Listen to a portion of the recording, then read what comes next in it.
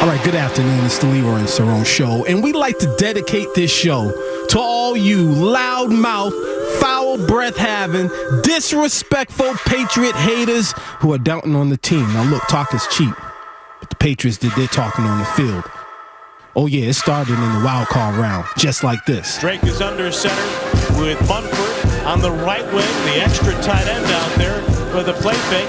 Drake on a deep drop, slides left, throws into the end zone. Hunter Henry makes the catch. He's in the net pylon. Touchdown, Patriots! That's what I'm talking about. Look at this place. They're going bonkers. Here's Gillette. What a throw off the back foot. Hunter Henry on a little flag route to the left side. And this opened this baby up wide up. MVP type throw. MVP type drive. Had the run, had the throws. And a 28-yard dagger. Oh yeah, and we ain't forgot.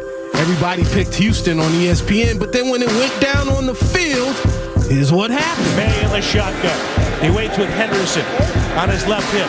Diggs motions right to left. Henry the tight end left. Drake takes the snap. He looks to left, fires for Diggs. Stretching out, makes the catch. Touchdown, Patriots! Same game, taking on Houston. Kayshon Boutte with the crazy athletic catch. And now a 3rd down and 5 for the Pats from the Houston 33. 3 to the left, including Diggs on the outside of Douglas and Henry. One split to the right, that's Kayshon Boutte. Stevenson steps up over the right guard. Here comes a 4-man rush. May stands in, throws a long ball deep down the right side for Kayshon Boutte. Reaches out with the right hand, pulls it in. Touchdown, Patriots! A diving grab by Boutte.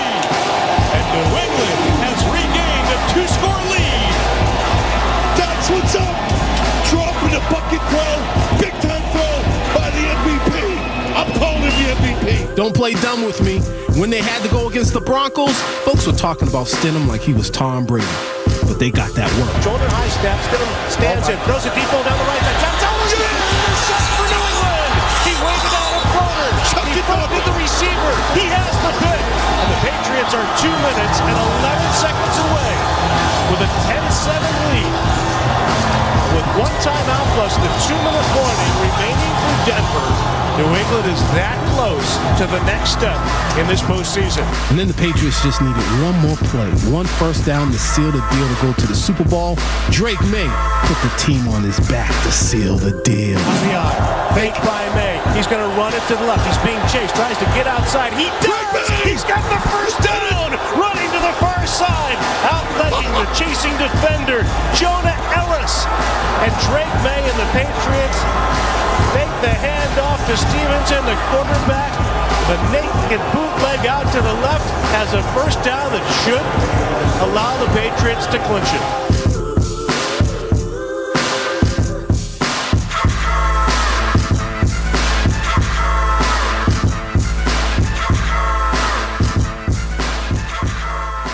Game 7, Boston trails by 2.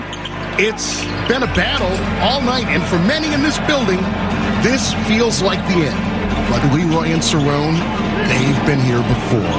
Leroy lurking, eyes locked in, and he pulls it loose! He's got the steal with 5 seconds left. He looks up, finds Cerrone. Cerrone catches, steps into it. A 3 for the win! He hit it! Cerrone from downtown. Leroy to Cerrone. They have done it again. They've done it again. Oh, yeah. Good afternoon, Patriots Nation. It's about that time. Let's go. Let's go. Turn it up, George. I got to hear that scratch. Give it to me. Once again, back against the incredible. You know, there's no apologies today for the energy, because y'all know what's going down tomorrow. The big game, Super Bowl 60, Patriots in Seattle. I'm excited. I don't know about you. 617-779-0985 is the number. Cerrone, how you doing, man? I'm doing pretty good, man. I can't wait for the Patriot Invitational tomorrow. Oh, okay. The Patriot Open. You talking that smack already?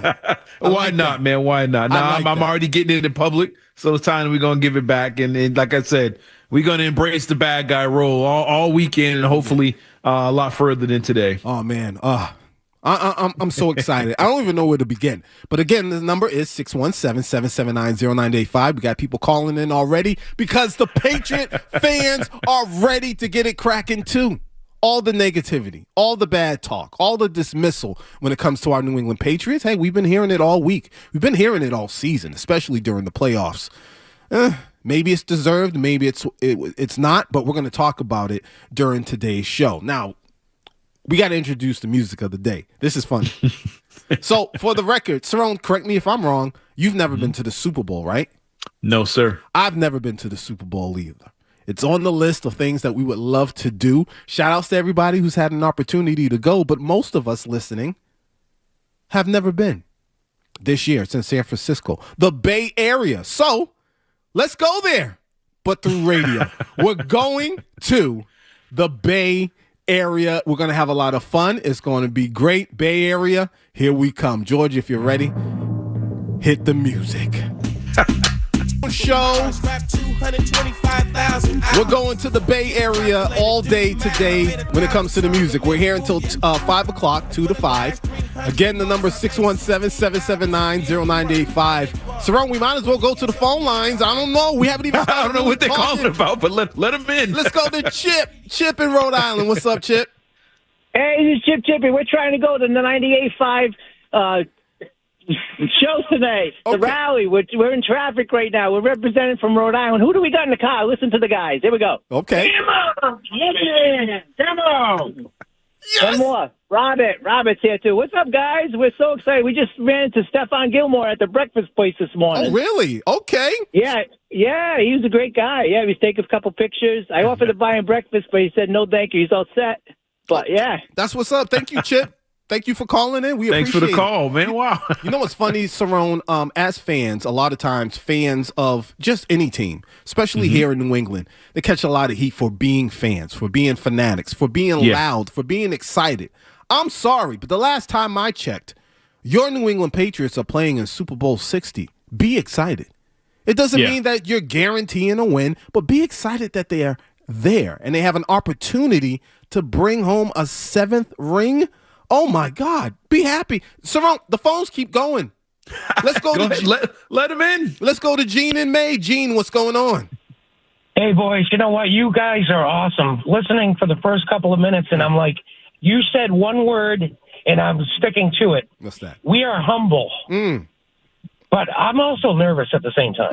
You know what, Gene? I understand. That's fine. That's absolutely fine. Don't get my words twisted.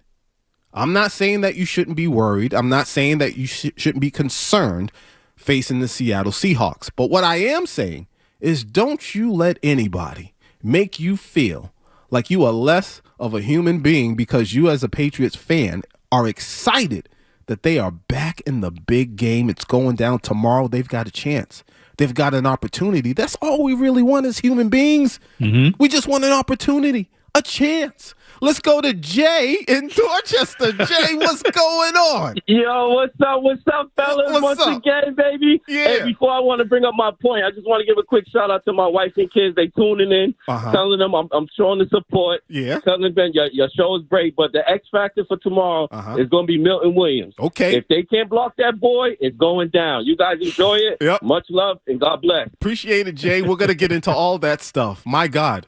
617-779-0985.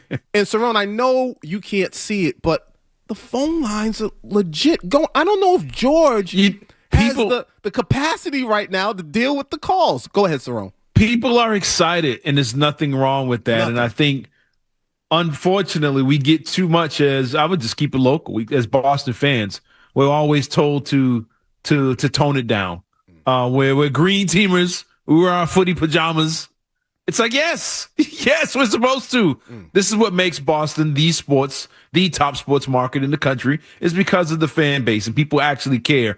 So when your team is actually unexpectedly in the Super Bowl, be excited about it, enjoy it, because like I said, we never know we're going to get back. It could be another 2 or 3 years. It could be a long drought, but enjoy the moment, enjoy the time, enjoy this weekend. And yeah, if you want to call us up and get in, we ain't even said anything yet, but you guys can call in. We didn't even have a topic yet, but you want to call in and talk about the Pats, so be it. We understand. We get it. It's funny. Don't feel bad about it. Don't feel bad at all, because remember last season. Remember those 4 wins? Remember the season before that, those 4 wins? Remember the last 5? You remember Cam Newton completing 5 passes in a game? Enjoy it. Listen, we got to take a quick break. When we get back, we're going to get into it. We're going to break down this game from top to bottom. All right? The music today.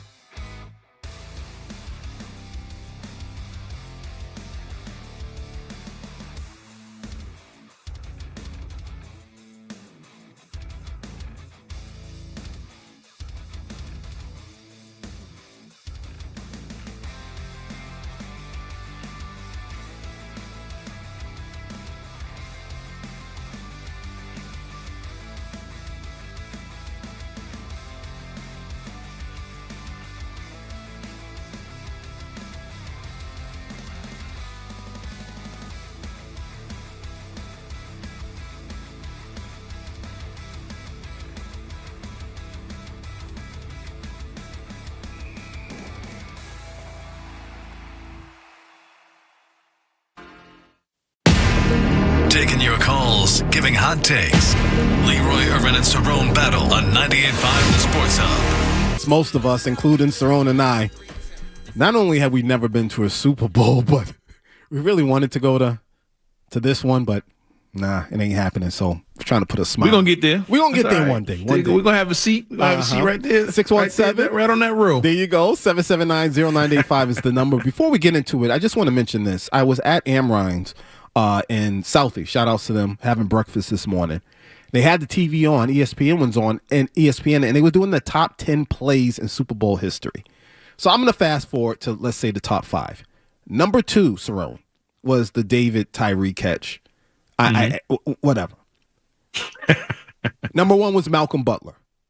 Am I wrong for thinking now that we've had more Super Bowl games, the David Tyree catch is overrated as a play? As a play. When I think of plays, I think the Manningham play was better. I think of, oh my God, I don't believe what I just saw. And I feel that way about Malcolm Butler. Oh my God, we don't believe what we just saw because we thought they were going to run it. And then they throw it and he picks it off to seal the deal. And I'll say this. My first thought was, am I wrong for thinking Julian Edelman's catch versus the Falcons is a better Super Bowl play than the David Tyree one? I think the difference is, and I say this all the time with the Edelman play, if he drops that ball, what is it, like second down? Like it wasn't in the last seconds of the game. It wasn't on third and long, fourth down or anything like that. I think they still win that game if he drops that ball. The Tyree play, I think that was like 3rd and 15 or something crazy. Yeah, you're right. With less than, with time running out, he's running, he's scrambling, should have been called for holding, all those things. And then the dude catches the ball and you're sitting there like, this is unbelievable. And it deflated the whole room. And I think it led to the easy touchdown from Plexico after that because I think everybody was just stunned by it. It was crazy, but it was a lucky play. Whereas I think the Manningham catch against the Patriots a couple years later on the sideline was an incredible throw and catch by a quarterback receiver under pressure. That play was money. And with the Tyree play, I think it was pure luck. I mean, I wish Rodney Harrison would have just been old Rodney Harrison that play and just hit sticked him and he would have dropped it. But yeah, it's crazy. But yeah, the Edelman play, I think they still would have won that game even if you dropped that ball. Atlanta was done. I had to get that off my chest. I had to get it off. And hopefully tomorrow during the Super Bowl, we'll see some plays like that make us say, oh my God. Nah, we don't need those. I don't believe. What do you mean we don't? Well, first, we don't need those. We need the game to be over with and we're eating nachos and just laughing and chilling. We don't need no, oh my God, sweat and play. No, because it could be against you. We don't want those. Yeah. I see what you're saying. I want 38-3 third quarter. We're all laughing, calling each other. Just getting ready to act a fool and texting all our buddies that hate catches always go against us too. Right. Exactly. Right. Even the catches against people forget that before the Malcolm Butler play, the reason they even got down there, dude makes the incredible catch on the sideline. And it was he bobbles it up. Yeah, it was like, if he doesn't make that catch, they're not even close enough to score in the first place. No, we don't need no more of those. Nope.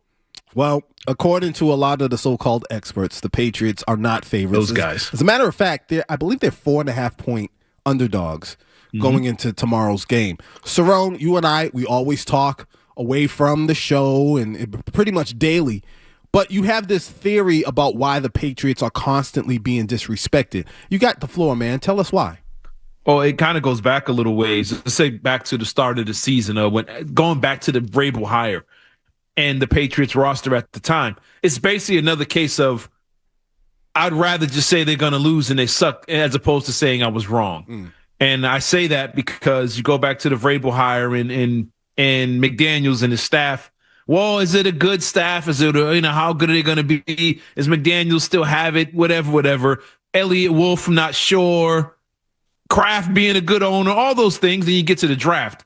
Well, Will Campbell's arms. I don't know. Travion Henderson, I don't know if he can last a full season. They question the whole draft. You get to free agency. I seen Diana Rossini on this, shout out with Phil Perry, and they were talking about how she gave them a B- or a C+ grade or whatever for free agency. And it was, well, Milton Williams didn't play every snap. Stephon Diggs got a bad knee. Matt Collins wasn't really that much of an impact. Carlton Davis, yeah, he's a good player, but whatever. They it was a poor free agent class. So they put all that together, plus with the players that were left on the team. Remember, I don't know if Gonzalez is really that good. Right. Is Drake May going to take a step? Could he just be Mac Jones? Should they have kept Milton? What's the kid's name? Joe Milton. Joe Milton. That was a conversation. Yes, it was. All those things factored into they're not that good. And then once they started winning, it's a schedule. They can't keep it up. Well, what about, and they kept moving the line. What are they going to do against Tampa and that defense? And Mayfield's hot. What are they going to do against Buffalo or Atlanta? They got all those offensive weapons. I know they're struggling. What are they going to do? And they kept moving the goalposts with this team. And now that we're fast forward to the Super Bowl, instead of saying, I was wrong, they got a good draft class. I was wrong, they absolutely hit in free agency. I was wrong, Vrabel was a good coach. I was wrong, McDaniels knows what he's doing. He's doing what he did with Tom Brady with this kid. I was wrong, Robert Kraft is a good owner. He deserves to be in the Hall of Fame. I was wrong about Elliott Wolf. He had a great draft and a great free agent class. I was wrong about Milton Williams and Christian Barmore, the Patriots offensive line. I was wrong about Ramondre Stevenson after we said he should be traded away, benched on his team after he fumbled early on. I was wrong about Travion Henderson, who got off to a slow start and then ends up being a 1,000-yard running back. I was wrong about the Patriots wide receiver group, who ended up being the most explosive group in the NFL. I was completely wrong. Instead of saying all those things, oh, Sam Darnold gonna light this team up. You see that? It's you'd rather say Sam Darnold is gonna light this team up instead of saying I was wrong about this team. Right. This team is talented. And something I brought up to you yesterday. It's a quick statistic. I know it's one game difference. In total yards, the difference between this Patriots team and the 07 Patriots is 100 yards. That's the difference. Go look it up. So instead of saying everybody was wrong, just come out and just flat out say, yo, these dudes are good. They're a good team. They've only lost once since baseball season was still in the regular season. Give them their credit as opposed to just, not I'm saying making up, but just dismissing everything about them and just automatically saying whoever they play is better than they are. And just come out and just say you were wrong about the team. All right, 617-779-0985 is the number. Let's take two calls before we go to break. You got Sean and Dedham. Sean.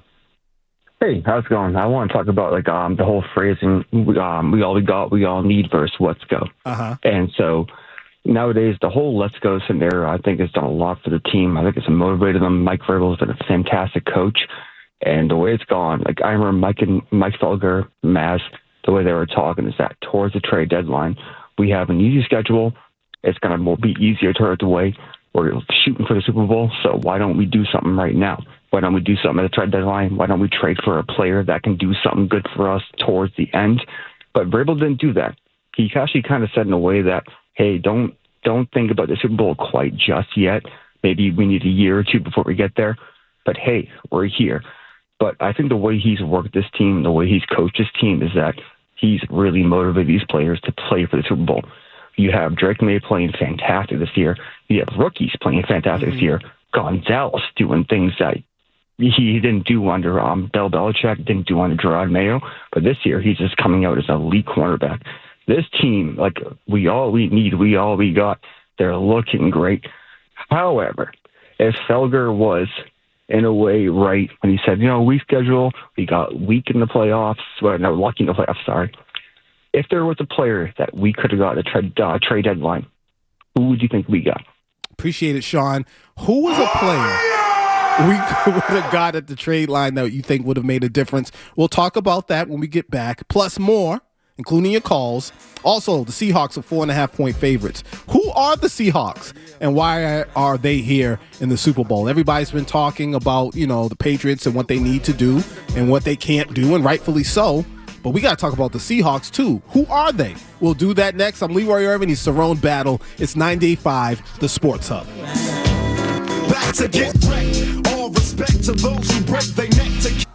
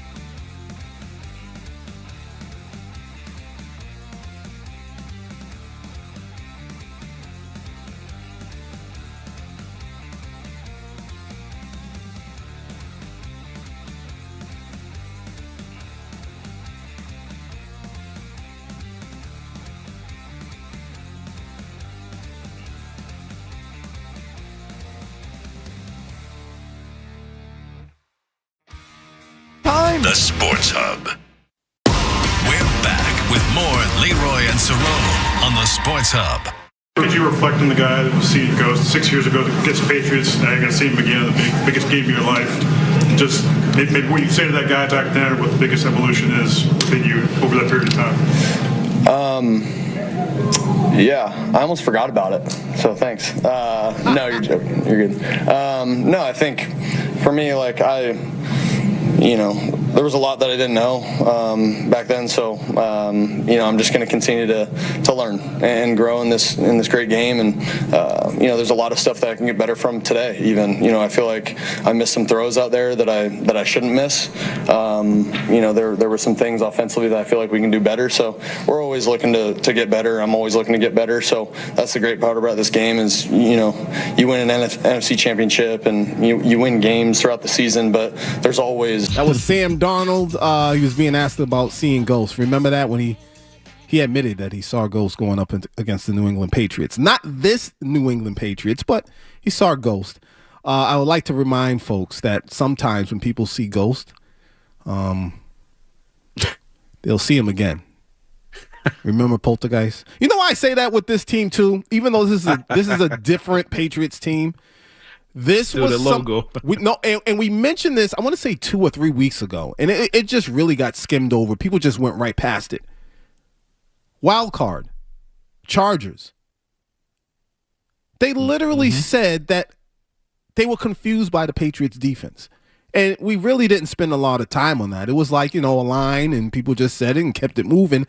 But that's significant. I'm not saying it's going to happen tomorrow, but there's a possibility. Maybe he will see Ghost. They might not call it the same thing, but I'm pretty sure, like you said, Justin Herbert and what's the kid in CJ Stroud and Stidham, I'm pretty sure they're not saying they saw ghosts. They ain't see a football field. I know that. They didn't see a clear path to success. And they might not call it that, but that's what it was. When you got a quarterback in Stidham throwing it backwards, you got CJ Stroud, he got Dan Orlovsky out there saying 30 other quarterbacks would have looked better than that. And then the week before that, it was, Justin Herbert's trash anyway. Oh, really? So now everybody just sucks. And it's no, they were literally, like you said, they were seeing ghosts too. 617-779-0985 is the number. Obviously, the Seahawks, are 4.5-point favorites. We've talked about the Patriots a whole bunch, and why not? We're from New England. But, Cerrone, if you had to sum up who the Seahawks are in about 2 to 3 sentences, who are they? If you could do it in 2 to 3 sentences. This is so wrong, but I don't care. This is Cam Newton's fool's gold. The real fool's gold? It's the real fool's gold. It's in Seattle the whole time. And why is that? It's the San Francisco, the gold rush. It's fool's gold. Because Sam Darnold's their quarterback. No, I'm not going to say. They're a good football team. They play good defense. Their defense, I know the receiver gets all the attention. Like, it's common NFL, this football today. The receivers are the stars. They win because they play good defense. They keep the scores low. They turn you over, and they capitalize. And their biggest strength was running the football. Sam Darnold, I think he was 29th in pass attempts. They don't like to throw it a lot. They run the ball a lot. They were like top 3, I think, in rushing attempts. I think the Ravens only team that ran it more. And they had a 2-back system with Walker and Charbonnet. But Charbonnet's out with a knee injury. He's done for the years, like a surgery, whatever. But Charbonnet was their Ramondre Stevenson. He was their workhorse. He was their short yardage guy. He led the team in touchdowns with 12. He had more than Njigba. So he's their guy to get in the end zone. They like to run the ball. So it's amazing how no one's bringing up the fact their leading scorer is gone. They talk more about Drake May's shoulder 2 weeks ago than them losing their leading scorer. But anyway, they like to run the ball, 2-headed monster, and they have an explosive receiver in Njigba's offensive player of the year, all those things. He gets targeted the most. I think they threw at him 169 times, which is literally like 70 more passes went his way to Stephon Diggs, which is crazy. But he's the guy they go to, and Cooper Kupp's their second receiver, veteran, older guy, just knows how to get open, even though he did drop that ball against the Rams a couple weeks ago. But they're a good football team. They're sound. They play defense. They're well coached, all the things. And I think they win in spite of Sam Darnold being their quarterback, not because of Sam Darnold being the quarterback. He led, again, I said this last week, Sam Darnold led the NFL in turnovers. He threw the most interceptions and he fumbled more than any other quarterback. He led the league. The team is 30th, I think, in total turnovers. So that's who they are. But they play good defense. They get it back. They turn you over. And they run the ball. And they're excellent out of play action. And that's the easiest way I can sum them up. If we're going to compare position for position, we might as well start with the quarterback. Drake May versus Sam Darnold. Cerrone, and for everybody else out there listening, regular season stats, Sam Darnold, you mentioned some of this, 67.7% completion, 4,048 yards, 25 touchdowns, and 14 interceptions. Just comparing the two, Drake May, Sam Darnold, what's the comparison, if any? I don't think there's any comparison. I mean, I know he's a great story that you're trying to hype up and turn this into a Disney movie over the last 2 weeks. But this is basically Jarrett Stidham with playing time. That's who he is. I'm not going to sugarcoat this. Acting like Sam Darnold all of a sudden just turned into Brett Favre is incredible. I don't know where it comes from. I know they got to sell it and make the story, whatever. And they're winning, and he won games last year. Yeah, so you got to give him his credit for that. Give him his credit. Again, last year he had the best receiver in football, the best receiver group in football. He was playing in the dome, and he played the easiest schedule in the league. We'll get to that later, but all those things led to, he didn't play any top defenses in Minnesota, and he didn't play a ton of them this year either. But good for him for capitalizing on it and taking advantage of it and leading his team to the Super Bowl. That's what you pay him to do, and he's done it. So you got to give him his credit there. But he's not better than Drake May. In fact, I don't think he's better than C.J. Stroud. I don't think he's better than Justin Herbert. He's better than Stidham, but he's not better than Bo Nix. And again, I think they're winning in spite of him, not because of him. Because where would this team, what would they look like if their quarterback didn't lead the league in turnovers? You're talking about an all-time great team if they were scoring as opposed to turning the ball over at the rate that they did. But I think he's the reason why. But they're a good team. They don't give up a ton of sacks. But compared to Drake May, no, he's not on the level of Drake May. For one, he has 90 total yards rushing, scrambling on the season. Drake May has like 140 in the last 2 weeks. I mean, it's ridiculous. It's the ground game, the accuracy, the athletic ability to be able to throw on the move. Sam Darnold, when they snap the ball, guess where he's going to be standing? Right behind the center. He's not going anywhere. He's not running. He's not a threat. He's the least athletic quarterback they're going to face in the playoffs this year. And I think there's an opportunity for them to really tee off on him. But if you don't get to him, and the Jig was able to make them double moves, or Cooper Kupp's able to get loose, they're going to burn you. But I think you can get to this guy. But no, he's not even in the same class as Drake May and should never be mentioned in the same sentence outside of this one game. All right, let's take another call. Brian in Manchester. Brian. Hey, fellas, how you doing? Good. How are you? I'm doing well, thank you. 2 questions. I've been thinking about this game a lot. My first question is, do you guys think for the Patriots to succeed, it really depends on the running game, and specifically to Ramondre? I'm sure Travion can have a big run, but I really think Ramondre's consistent 4 to 5 yard carries will really determine the Patriots' path to victory. And 2, where is the weirdest place you guys have ever watched an important Patriots game? Because mine is going to be tomorrow in the hospital. My second son will be born. Oh, congratulations. Congrats. Thank you. And I just thought about it. It's like, where's the weirdest place I've ever had to, make sure I see the game? Appreciate it, Brian. Before we go to break, Cerrone, would we agree? Can we agree? What was the place we went to watch Arizona versus the Steelers? That Super Bowl. SoFi Grill. SoFi. That might SoFi used to be in Brighton. Yeah, we went there. I don't know if that's considered weird. And then when it comes to the running game tomorrow, Cerrone, this is just how I feel. Correct me if you think I'm wrong. I think Travion Henderson, more so towards the outside and not up the middle, because I think of Ramondre more so of running up the middle. Travion to the outside, if they can get him over there, is the better bet against this Seattle team. Yeah, I agree with you on that, because I think we're like a lot of people not taking into consideration the weather that this team has played in the last 3 weeks. A speedy guy with a cutback game in the snow is not going to look the same in cold weather. It's not going to look quite the same. He's not going to have those issues out there in Seattle, and I think he will have the ability to break plays against this team. And I'm going to compare them to another matchup that we had early in the season with all this stuff when we get back. All right, when we get back, we're going to continue to break down this game. The wide receivers, the tight ends, the running backs, plus more of your calls. Big games going down tomorrow, y'all. Can't wait. It's the Leroy and Cerrone Show on 98.5, The Sports Hub. Turn it up, George.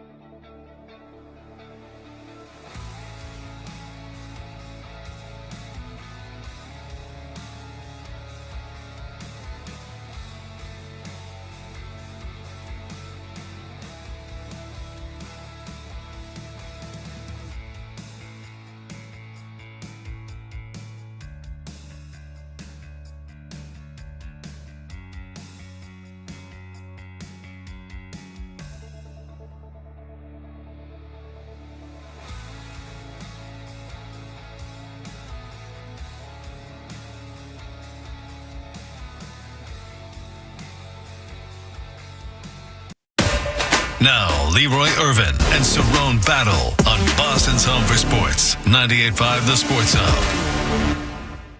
Celebrate the fact that your New England Patriots are in the Super Bowls. Nothing wrong with that. Nothing wrong with being excited and celebrating. My God, would you rather them have 4 wins again? Would you rather us sit here and be talking about the draft and what they need to do, even though they still need to do stuff? But right now, the focus is the Super Bowl. I mean, what's going on? Cerrone, last week, before we continue the conversation, we're going to get into the wide receivers, the tight ends, the running backs. The children called in last week. Not our children, but just children from all around the region. They just feel comfortable calling in. And it continues today. Let's go to Sadie in Woburn. Sadie, how you doing? Hi. Hey, what's going on? I was asking about you guys' thoughts on Tom Brady saying that he wasn't rooting for the Patriots. Sadie, as always, call in whenever you want. As far as Tom Brady, Cerrone, I'm pretty sure you're going to feel the total opposite way from how I feel. Tom Brady knows better. I don't know what's going on with him. It had me tight. It had me a little bit upset. You got a statue outside Gillette Stadium. Cut it out. Come on, man. Stand 10 toes down and represent the team. Stop playing. And then he came out and straightened everything out. He put out a little Instagram on his stories or whatever, talking to Robert Kraft and, go get that 7th ring. But it should have never came to this. This man, Tom Brady, in my opinion, he plays politics too much, man. He's trying to walk that thin line. Just say, yeah, go Pats. He had to get permission first. Oh, please. Tom Brady. He don't work for them no more. I get it, but I mean, come on. He's the owner of the Raiders. Nice. And his new head coach is coaching against the Patriots. Okay. It's like, yo, nah. I ain't got a dog in this fight. Cerrone, he has a statue. No, I know. Here's the thing. He knows that he loves Kraft. He loves the Patriots. He's probably got a tattoo on his back the size of the statue itself. He bleeds Patriot colors. I don't know. But he was being, like you said, like a politician, like, you know what? Nah, I'm going to just stay out of this. And we lost our minds. Look it's no different than Larry Bird. I ain't seen Larry Bird at a Celtic event in 40 years, and no one says a word. Yeah, I ain't seen him in a green shirt or nothing. But Larry's always been somewhat antisocial, even as a Patriot. I mean, as a Celtic player. Has Tom Brady really been social, or we just see him on documentaries? I mean, we've seen him more than we did Larry Bird. That's because it's the age of social media. He's on video and TV. If it was 1988, we never would have saw Tom Brady. So, Cerrone, what's going to happen to Tom Brady since he put that on his Instagram? Nothing. Exactly. So, but nothing would have happened if he wouldn't have. We would have forgot about it by Tuesday. What happened was a large portion of the fan base was like, wait a minute, dog. Come on, man. He ain't worry about that. That's why he put it in his stories. Nobody look at his stories. Come on, man. You spent over 20 years here. What do you mean you don't know? You don't have anyone in the dog fight. Stand up, man. I ain't seen Kevin McHale in 40 years. I ain't seen Larry Bird since my grandmother says his hatchet was a hammer. I ain't seen none of these dudes in years. It's like you're asking a man who was the owner of the Raiders, who is trying to hire the guy to beat you, and he's probably there now taking the man's family out for dinner, and he's like, yeah, go Pats. Like, wait, what? No. Ask me this on Tuesday. Don't ask me now. Wait till this process is over. And the reason he put the story out, because he probably called the league like, yo, is it cool? And they said, all right, man, yeah, you can go ahead. All right, let's go Pats. Go get your 7th. I knew where he stood. I know he's a Patriot fan. So I didn't take what he said as disrespectful to the Patriots. We can't be too sensitive with stuff like that, man. Come on, man. Anyway. What, you gonna go burn your Brady jerseys? No, but is that what we gonna do now? We're not gonna do that. Throw tomatoes at his statue. But it's absolutely fine to be in your feelings about it. It's the same way we started this show. Hey, it's absolutely fine to be excited, emotional about tomorrow's game. We don't know what's gonna happen. We think we do, but it's okay. Be excited. And it's also in the same breath, it's okay to be disappointed that the GOAT, Tom Brady, your hero, the legend, is like, I don't really. He don't work for the. It don't matter. And he ain't been here in like 6-7 years. He just got a statue. He was here. He just got a statue. But at the same time he got that statue, he stood up there and told you how much he's a Patriot. So why does he got to keep telling you every 6 months that he's a Patriot? Yeah, because they're in the Super Bowl. Say it with your chest. Man, he trying to get the Raiders in the Super Bowl. He's like, look, they're not there right now. Look, I got Mendoza coming up in here. We all here in Vegas. I got my coach over there in Seattle. I ain't got time. I wouldn't even answer the question. I would have kept walking with a Raiders hat on. No, I'm sorry. Nope. I would have left it alone. But because I know where he stands and understands it. I understand what he's trying to do. I just think we just took it too far and got too upset for nothing. I mean, come on. Well, and real quick, all the guys, you got Damian Woody and Bruce Kidd, all them say it with your chest. Y'all work for ESPN. If y'all were part owners of the Denver Broncos, you would not have said go Patriots last week when there was an AFC Championship game. You guys work on a little side company off to the side. And, of course, you can be rah Patriot. But the minute Tom Brady signed on that line and he's a member of the Raiders, it was like, nope, I'm out. And I understand it. No, I don't. Not at all. I am a Patriot for life. There it is. That's all you need. Why does he got to keep reminding you? Why are you asking him? You know what he's rooting for. Then stand on that. You see what you did, Sadie? Nah. Sadie then go ask Larry Bird what do you think of Vucevic then. Come on. This man was coaching for the Pacers and nobody asked him about the Celtics. Hey, what you think about Milt Palacio? Come on now. What are we doing here? Super Bowl. It's not just a regular season game. It's not, hey, how do you feel about the Patriots this season? Hey, go Patriots. No, it's the Super Bowl. Man, they were honoring the Celtics in the Garden the last 3 years. Larry Bird ain't walk up in that building. Oh, my God. You'll defend Tom Brady to the end of the world. All right, we got to defend all the stars. I mean, they don't owe it. I mean, they owed us. They gave us their lives. What more do you want? Come on, we now. Want him to answer a question and just. I wouldn't even stop for the interview. Because I knew where it was going. Like, nope, they're gonna ask me about the Patriots. And because you said that, and a lot of people feel that way, Tom Brady seems a little bit out of touch. It's like he's reached. I get it. He's the GOAT. But now he's on some like Mount Olympus, looking down at the peasants. Can't really Well, he was there. He's always been there. I told you that when I saw him walking across Jamaica Pond with no shoes on. I told you that 20 years ago. But look, he is up there. Whatever. He's a god. He's a titan. You ask me about peasants for? I'm not down there with them no more. But anyway, Tom Brady. Again, that man gave 20 plus years to this team. Played through injuries and several championships. The GOAT of GOATs. His blood is literally on that field. He done gave it all. He just told you 2 months ago he's a Patriot for life. He's got the statue. His kids grew up in that building. And then we going to ask him again, like, oh, so who you rooting for? You know who he's rooting for. He just don't want to make the fans he's going to have to deal with every day now upset with him. It's like, how do I please the Raiders and the Patriots and the Seahawks coach that I'm trying to get without hurting anybody's feelings? And of course, we lost it. We went off. We just started throwing stuff. Phil. Right. So I mean, it is what it is. From the Town Fair Times this is the home of the AFC champion New England Patriots. He's got the first down. WBC FM and HD Boston 98.5, the Sports Hub is the Media Group station. Essential Sports Hub headline presented by Celsius Energy Drinks. All right, the Celtics were down by 21 points to the Heat, but made an epic, and I mean an epic comeback to win 98-96. The C's are now 34-18. That's good for second place in the Eastern Conference, and they're 4.5 games behind Detroit for first place. The Celtics will get back to work tomorrow when they take on the Knicks.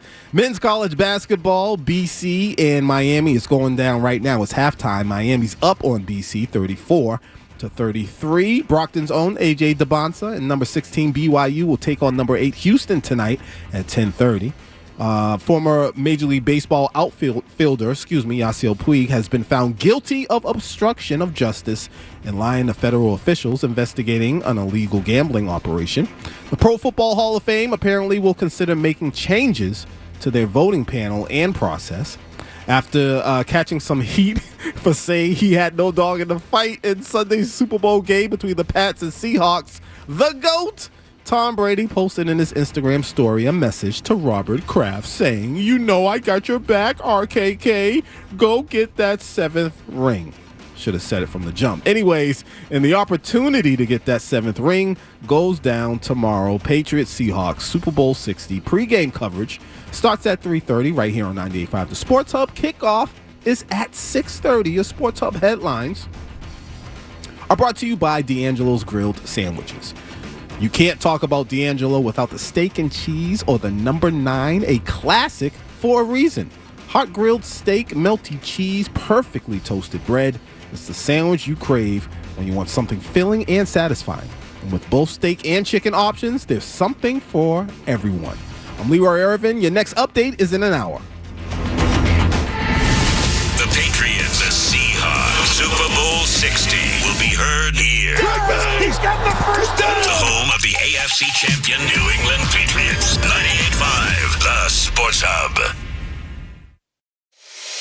Two local guys, lots of local sports talk. Leroy Irvin and Cerrone battle on Boston's home for sports. 98.5 The Sports Hub.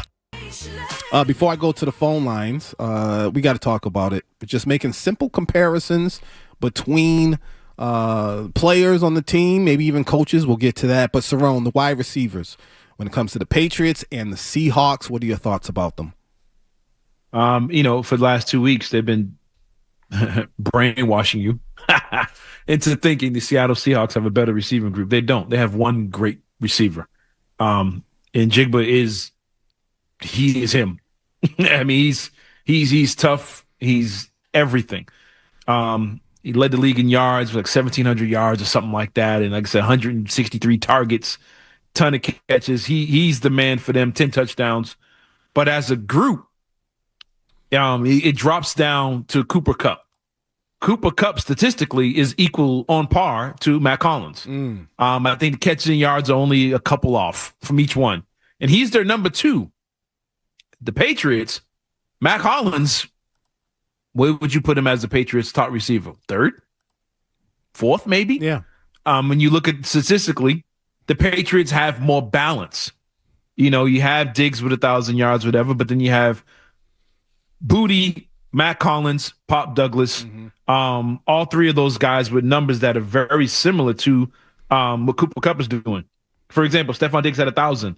I'm going to skip over Hunter Henry. We'll get to him in a second. But you had Matt Collins with 550 yards. Keyshawn Booty, 550 yards. Pop Douglas, 447. But then you go over to Seattle, and then you look at their guys. You had Cooper Kupp at 593 as their number 2.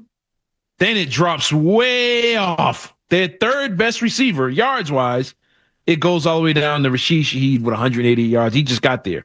It drops from 593 down to guys who don't even have 200 yards worth of receptions.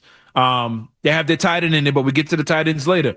But receiver for receiver, it's not even really a contest. They have the best one out of the group, but the Patriots have 4 guys that are probably equal to the current version of Cooper Kupp. And for that alone, I'd give the Patriots the advantage, because if you take Stephon Diggs away, you still got to worry about the other 3.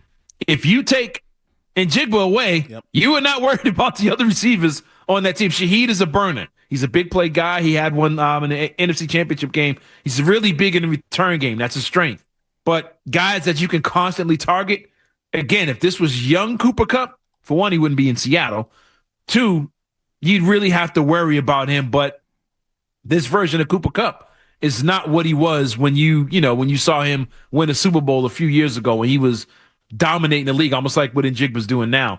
But I think the Patriots, as a unit, have more balance and are much tougher to defend, because you're defending 4 guys, maybe even 5. Well, it is Booty, Douglas, Matt Collins, Kyle Williams. So, yes, I mean, you got 4 guys you're really going to have to deal with, where Seattle, it's really coming down to just that one guy. So as a unit, I absolutely given the edge to the Patriots group, who led the league in explosive plays, who was the downfield menaces all season. A few minutes ago, you mentioned Hunter Henry, who was obviously a tight end. So let's look at the tight ends. Patriots, Seahawks. What's your thoughts about them? Same thing there. Their tight end is AJ Burner, who's 519 yards, 52 catches, 6 touchdowns. He's their guy. He's their second most targeted guy out of the group. You go over to the Patriots, Hunter Henry has 768 yards and 7 touchdowns and 60 catches. He's better than him. He's been more productive than he is. Plus, you add on Austin Hooper as a unit, a group. It's a unit. Their tight ends are more explosive in the passing game and have been all season. And as you're going to notice a common theme here as we go through these each position. The gap between these two teams talent-wise is not what everybody's making it out to be. We just laid out the wide receivers, how the Patriots have more talented wide receivers as opposed to one. It's almost like as a unit. And I've said this about the old Patriots teams. What made them dominant is they didn't have a couple 90s here or there, Madden rating people out there. They had a bunch of 80s, if that made sense. They had 81, 82, 81s, whereas they're playing against the Colts who had 299s and everybody else was a 60. That's what made them tough to beat because Brady can throw it to anybody. Same situation. You look at the Patriots and say, okay, what receiver, what tight end are we taking away? And they're like, I don't know, because they're going to throw to somebody else. They're going to find the other guy. And to me, the Patriots have a better tight end unit and a better receiving unit. And they have the edge in both of those categories and at quarterback. We went through that earlier. All right, so now we got to get on to the running backs. And if you look at the regular season stats. Yeah, noticing the theme, aren't you? It'll not surprise you, but the way leading up to the Super Bowl, the way that people are talking about both teams, I will say it feels like, for the most part, many are given the edge when it comes to the running game to the Patriots. But I feel like I've heard some people say it's Seattle. No, Kenneth Walker's been talked about more than the Patriots team combined over the last 2 weeks. And to be honest, they're both close. Talking about the running game as both teams, their units. But Cerrone, in your one opinion, thing missing. Go ahead, say it. No, you got it. Well, in your opinion, between both teams, when it comes to the running game, where do they stand? This season, the Patriots were. I got it here. I got it. The Patriots were 6th in rushing yards this season, 4th in touchdowns. They had 22 touchdowns on the ground, 6 in yards. You go over to Seattle. This is with a healthy running game now. Seattle was 10th. Let me say that again. The Patriots were 6th. Seattle was 10th in rushing yards. They had 9th in touchdowns. The Patriots, I believe, were 4th with 22 touchdowns. They had 19. One big difference. Their leading guy is out in Charbonnet. That's 12 touchdowns and 800 yards that's gone from that equation. So imagine if the Patriots went to this game and Ramondre Stevenson was out and it's just Travion Henderson. But yet Seattle has Charbonnet and Walker. Would you give the edge to the Patriots? No. That's basically what they're doing. They're telling you Kenneth Walker alone, it is a huge drop-off from him, is going to be more productive than Ramondre Stevenson and Travion Henderson combined. I don't see it. If they had Charbonnet, that's tough to deal with. We saw that last year when Mayo was coaching, when they played Seattle early on. It was a good game. They lost in overtime, but Seattle's run game was tough to deal with because they had both of those guys were just electric. This Patriots team this year, they were a better team, even when both units were healthy. The Patriots had better production out of their guys and were better even in the passing game. And Travion Henderson and Diggs were better. Stevenson were better receivers than what they got in Seattle. Again, that one Charbonnet being out, 12 touchdowns, 800 yards, missing from the equation. The Patriots have the edge. They have the better unit. Who's left on offense you want to compare them to? You're right. You're right. They got the edge across the board. Quarterback, receiver, tight end, running backs.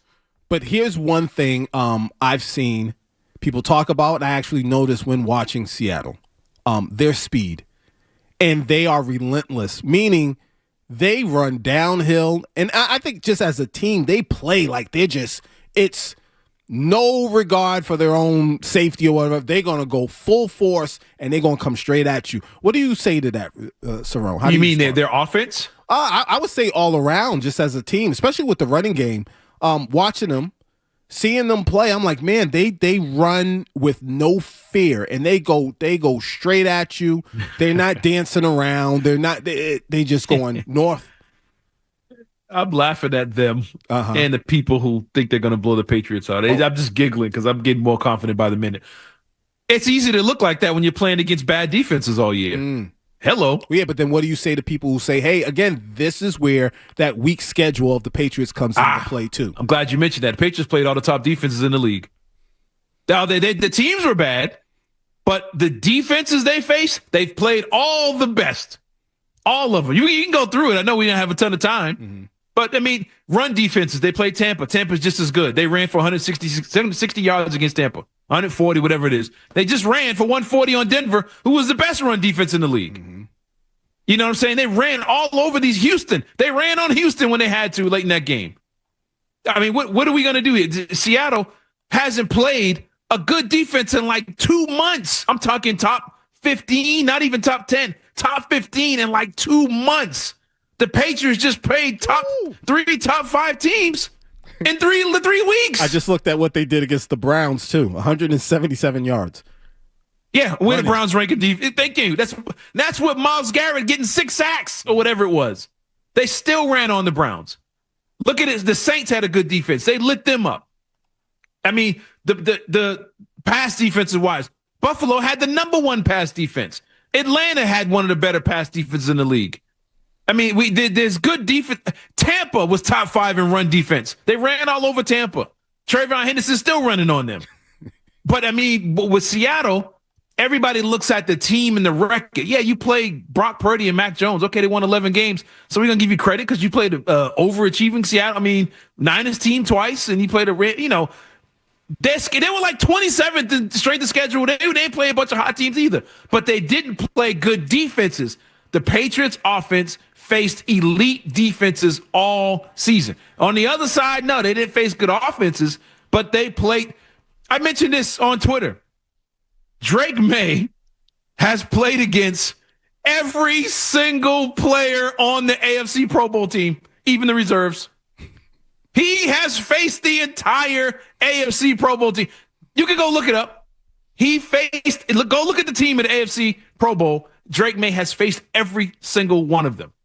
And yet we're going to sit here and say, well, he wasn't really tested. Are you serious? I can't think of a quarterback who's been more tested on offense, more tested than what they have been through this year. And I don't think Seattle's going to be any different. And I'm just feeling more and more confident about my pick that I made 2 weeks ago about this game. All right, when we get back, the game is won in the trenches. We got to talk about the offensive lines and the defensive lines. We'll do that next. 98.5 The Sports Hub.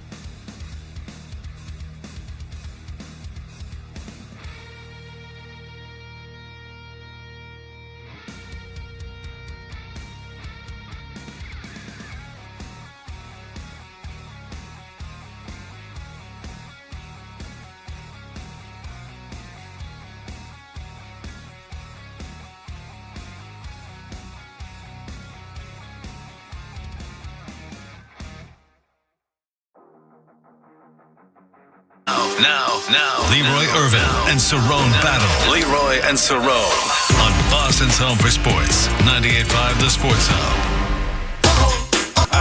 It's 98.5 The Sports Hub. Don't front. You know you were moving. People like to make fun of MC Hammer, but there was a time he was on top of the game.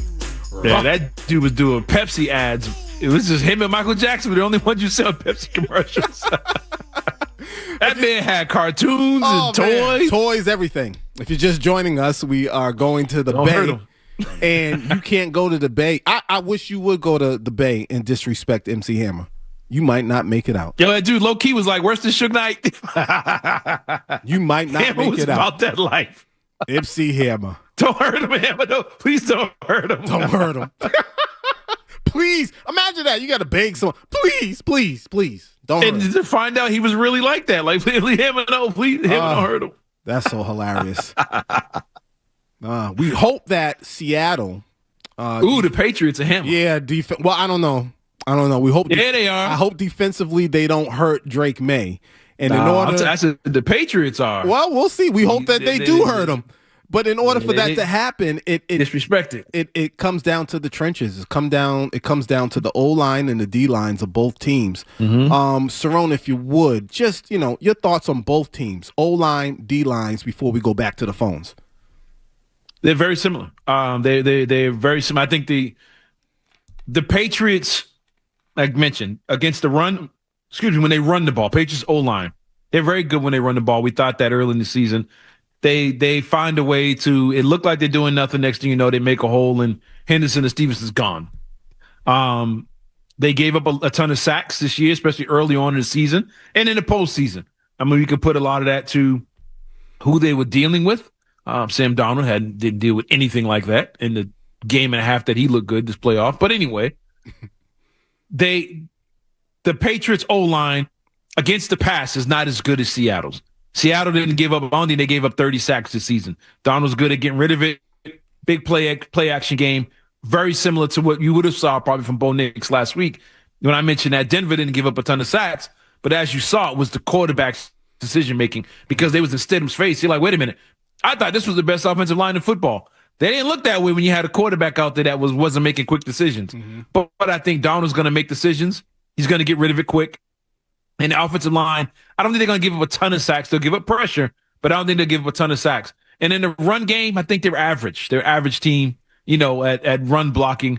But I'm going to be fair and give them the edge when it comes to offensive linemen. I think they have a rookie or two on their line too, but on the guard positions, if I'm not mistaken. They have some injuries on their tackles, but guys magically disappeared off the injury report. So we'll see if they're healthy or not. But it was like, how you limping for 2 weeks? All of a sudden, you're not even on the injury report. But anyway, I'll give them the edge on offensive line. They didn't give up a ton of sacks. They were still 10th in rushing yards, whatever. They like to run on you and apply pressure that way and they protect the quarterback. Patriots gave up a ton of sacks, so I can't give them the edge over Seattle's offensive line. Now, on the flip side, I think there's some similarities. Their strength is in the middle. Their D tackles are their strength. The Patriot D tackles are their strength. That's where they get you. And that's where they're dominant when it comes to the trenches. They're going to get their pressure up the middle. They're going to try and get in Drake May's face. Now, I don't think they've been pretty good against QB scrambles. So they're good at getting the quarterbacks that are going to be standing behind the center. And Drake May would use his legs and try and get away from these guys if they're getting pressure like that. But their D lines, I would say that's even. I would give them an even one on it because their interior guys are very good. Their edge guys aren't as good as the interior. Same as the Patriots. Milton Williams, and Barmore been dominant in the season and the playoffs. Their strength is in the middle the same way. I'm gonna say that's even when it comes to both of these teams. So I'm gonna say the trenches. I'm gonna just say overall trenches. I think it'll be the same. I think it's even on both sides here. And I think that's where the game is going to be won and lost with this matchup. All right, before we get to the linebackers and DBs, let's go to the phones. Let's see who's been on the longest. Brandon in Boston. What's up, Brandon? And thank you for holding. Hey, what's going on, guys? Thanks for taking my phone call. So, everybody's hyping up this Drake May Cinderella story, but if we're being real, Sam Darnold is one of, who actually went through a grinder to get to Santa Clara. Darnold didn't just, win. He survived the toughest division in football. I mean, look, he had the 49ers twice, once in the regular season and one in the divisional round, and then he outdued my Rams. You know, I'm a big Rams fan. He also took down the Texans and the Steelers, you know, some elite defenses. Drake May, you know, when it comes to the schedule, the Patriots feasted on the basement of the NFL. I mean, he beat on the Panthers, the Titans, the Jets, and a rebuilding Raiders team. And then when Drake May actually faced heat in the playoffs, he was running for his life, getting sacked 5 times against Denver.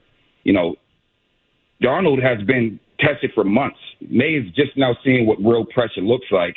And if you tell me who has the big edge, I'm giving it to the Seahawks, 27-17. I'm sorry, guys. Appreciate it, Brandon. You ain't got to be sorry about that. You ain't got to be sorry. Can we clear something up real quick? You ain't got to be sorry at all. You can say it's not. Right. We don't expect 100% agreement on this. That was my opinion. If you disagree, there's nothing wrong with that. There's nothing wrong with that at all. But in response to that, Cerrone, how do you feel when he's talking about, again, you know, Sam Darnold's gone through more than Drake May has had to go through in order to get Sam to Darnold's played one top 5 defense in 2 years. That's my response. He's played 1 in 2 years. Drake May played 3 since Christmas. He's played 1 in 2 years. They've played 1 top 15 defense since Thanksgiving. Gauntlet. See, here's in the strength of schedule for Seattle. The Patriots were like last or 31st, whatever it is. Seattle's strength of schedule was like 28th. You know why? Because they had a ton of common opponents. They played the same divisions. They played the same, you know, hold on, let me pull it up for you. Pittsburgh, he mentioned Pittsburgh. Funny, he left out Arizona. They played them twice. He got Jacoby Brissett twice. He played the Saints. He played the Buccaneers. He played Washington Commanders. He played the Tennessee Titans, the Atlanta Falcons, the Colts with Phillip Rivers after they started tanking. He played the Carolina Panthers. These are all the same teams. Outside of those, the only difference was playing the Niners. Yep. And the Niners, one of them, Brock Purdy didn't even play. It was Mac Jones. So when you play Mac Jones, is the guy going against you? The Minnesota game, my God, I forgot he played Minnesota. Anybody remember who the quarterback was in that game in Minnesota? Anybody remember how that one turned out? Minnesota was a top defense. Yeah, basically he was. Thank you for that. That's exactly who it was. It was Max Brosmer. Brosmer in that game threw 4 interceptions and a couple of them were pick sixes and had 100 yards passing. That's the competition that they face. Jacoby Brissett twice, Max Brosmer, the Tennessee Titans and Cam Ward. They played a lot of the same common opponents. Same with the Rams, who went out and lost to Carolina when the Patriots beat them. But people are using the 2 division opponents and the Niners and Rams as, they played an amazing schedule. When you play the same team 3 times, the home team wins 90% of the time. And they got 2 division games for their playoff games. One of them against the Niners was all their backups were in. Their left tackle was hurt. Their best safety was hurt. Their best linebacker was out. They were missing all their players. George Kittle gone. And that's who they played for a 3rd time. But this team has faced the same tomato cans, as you want to call them, that the Patriots faced all season. And again, yes, they played Houston. Houston is the 1 top 5 defense they faced in the last, that Sam Darnold has faced in the last 2 years. He didn't face one in Minnesota. Drake May again. Sorry, I know you want to run the break. I got it. I got y'all. I got you. Drake May, pass defenses. You ready for this? These are the teams that he's faced when it comes to yards allowed. Oh, sorry. I'm going to get you after the break. I got it. I got so much stuff here. But after the break, I'm going to run down the pass defenses that Drake May's face and the pass defense that Sam Darnold's face. You tell me if the gauntlet's been the same. All right, we'll do that next. It's 98.5, the Sports Hub. Ladies and gents.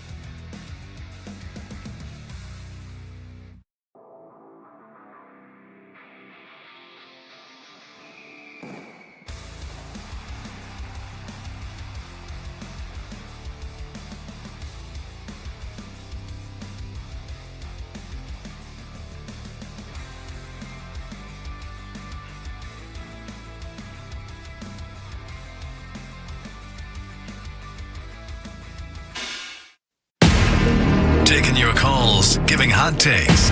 Leroy Irvin and Cerrone battle on 98.5. Super Bowl 60. Wow. 60. He just rolling. 617-779-0985. The phone lines are rolling. But before we get back to the phone lines, Cerrone, you said you wanted to break down the top pass defenses Drake May has faced in comparison to Sam Darnold. Yeah, Drake May this season, real quick. He's faced the number 1 pass off defense, Buffalo. Number 3, Cleveland. Number 4, New Orleans. Number 5, Chargers. Number 6, Houston. Number 7, Denver. And the team that'd be right behind the Patriots, Seattle's pass defense is worse than the Patriots. The Seattle behind them would mark the 1, 2, 3, 4, 5, 6, 7th game this season against a top 10 defense. That's Drake May. That's what he's faced. Sam Darnold, he got Minnesota. I give him that. These pass defenses now. Minnesota, New Orleans, Houston. After that, that's it. That's the only top 10 defenses he's seen this season. If you want to go a little further down, say top 15, so he did play against, I believe, Atlanta. Atlanta was like 14th or something like that. But the Patriots also played Atlanta as well and add them to it. And the caller mentioned team, he said good defenses like the Steelers. Well, on the bottom of that list, Sam Darnold faces the worst pass defenses in the league. Sorry. Pittsburgh is right there at the bottom. Washington, Indy, Tampa. These are teams that are ranked, if I'm not mistaken here, 28th, 29th, and 30th. And those are people that the caller mentioned as battle-tested defenses. Washington, Indy, and the Colts, and the Steelers were terrible pass defenses and why they didn't make it any further into the playoffs. So Drake May was much more battle-tested against pass defenses than Sam Darnold was. He saw some decent offenses here and there. Well, basically the Niners and Rams. Outside of Niners and Rams, he played the ACC. I'm just put it like that. But let's just be honest. Don't say that. There's no need to sugarcoat it. Because without those two opponents in his own division, they had strength of schedule would have been worse than the Patriots. But they added that Niners in it. Oh, look at it. The Patriots had an easy path. It's like, okay, well, Seattle did too. But you're holding it more against the Patriots because your expectations for them in the beginning of the season were lower as opposed to Seattle, who you had high hopes for and you thought they were going to make big moves this year. And you don't want to get off of that. But they had an easy schedule too, and Sam Darnold benefited from it, playing the bottom defenses in the league as opposed to having to go through the top. All right, 617-779-0985. Still led the league in turnovers. Is the number. Let's get back to the phones. Joe in West Virginia. How you doing, Joe? Hey, great, bro, Leroy. How's everything? Doing pretty good. How are you?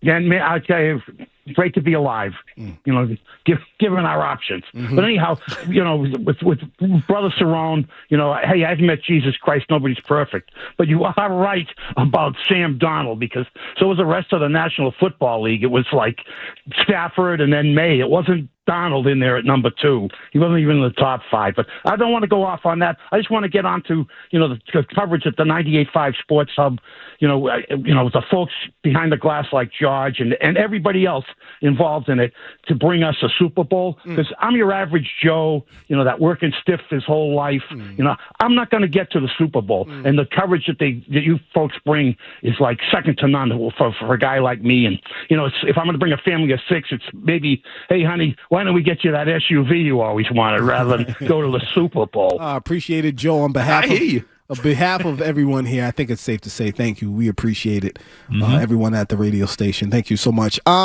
Let's see. Let's go to Bill in Newton. Bill. Good afternoon, guys. Good afternoon. I'm not here to defend Sam Darnold. I'm with you guys. He stinks. But to say that Drake May faced good passing defenses, first of all, Belichick used to let teams go up and down the field all day long on him. Go ahead, throw for 400 yards. You're not going to score touchdowns against them. The only metric that matters is points per game. And the Patriots did not face one team in the top 10. The best team they faced was Buffalo at 12th.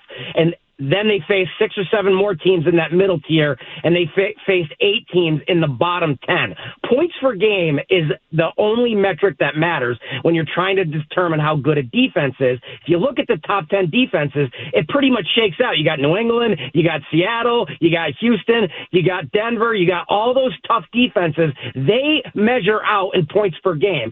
So stop giving Drake May credit for freaking throwing hard against the vaunted New Orleans Saints and Carolina Panthers defenses. Before you go, Who are the top defenses who are the top scoring defenses that Sam Darnold lit up? I just said I'm not here to defend Sam Darnold. He stinks.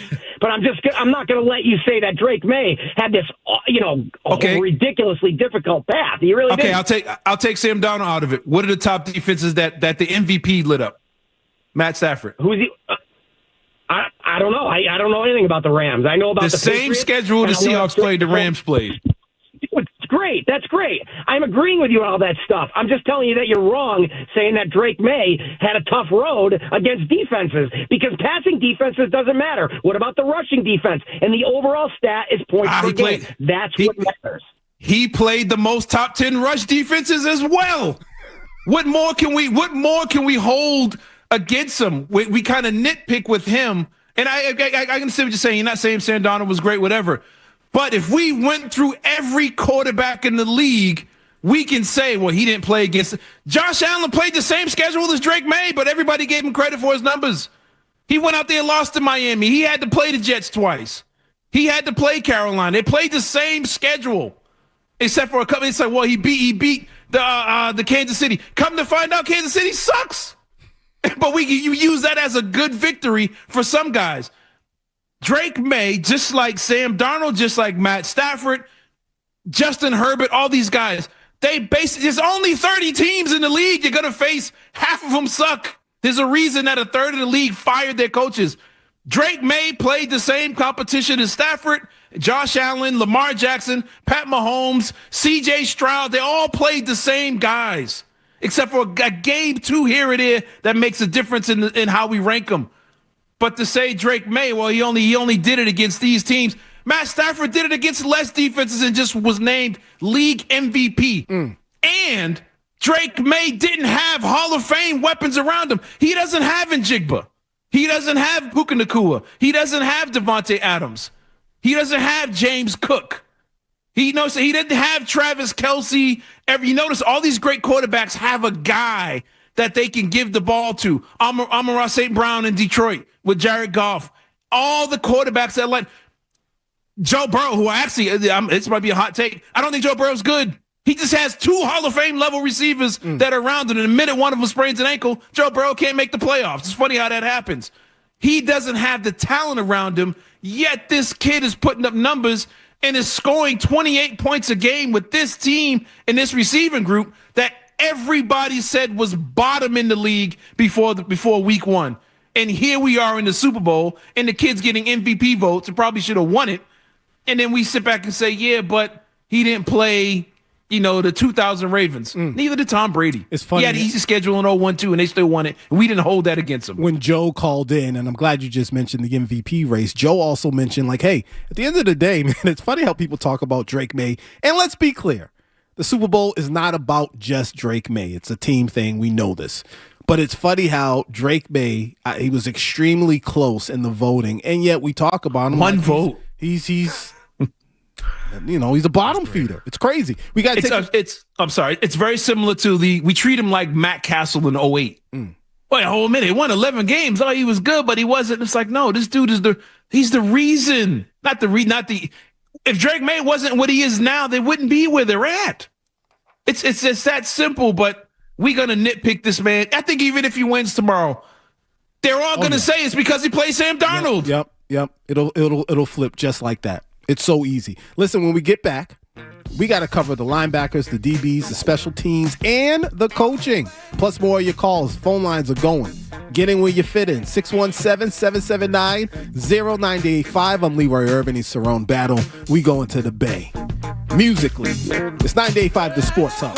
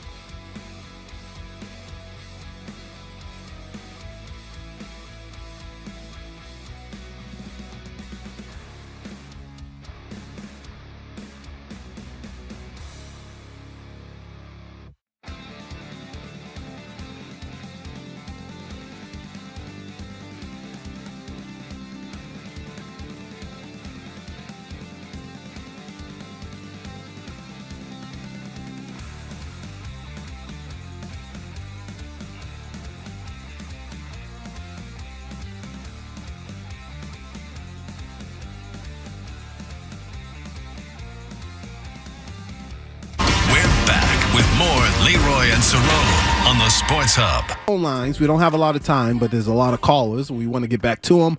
But something about the perception with Drake May you wanted to touch on. The floor is yours. The perception versus reality again with this matchup.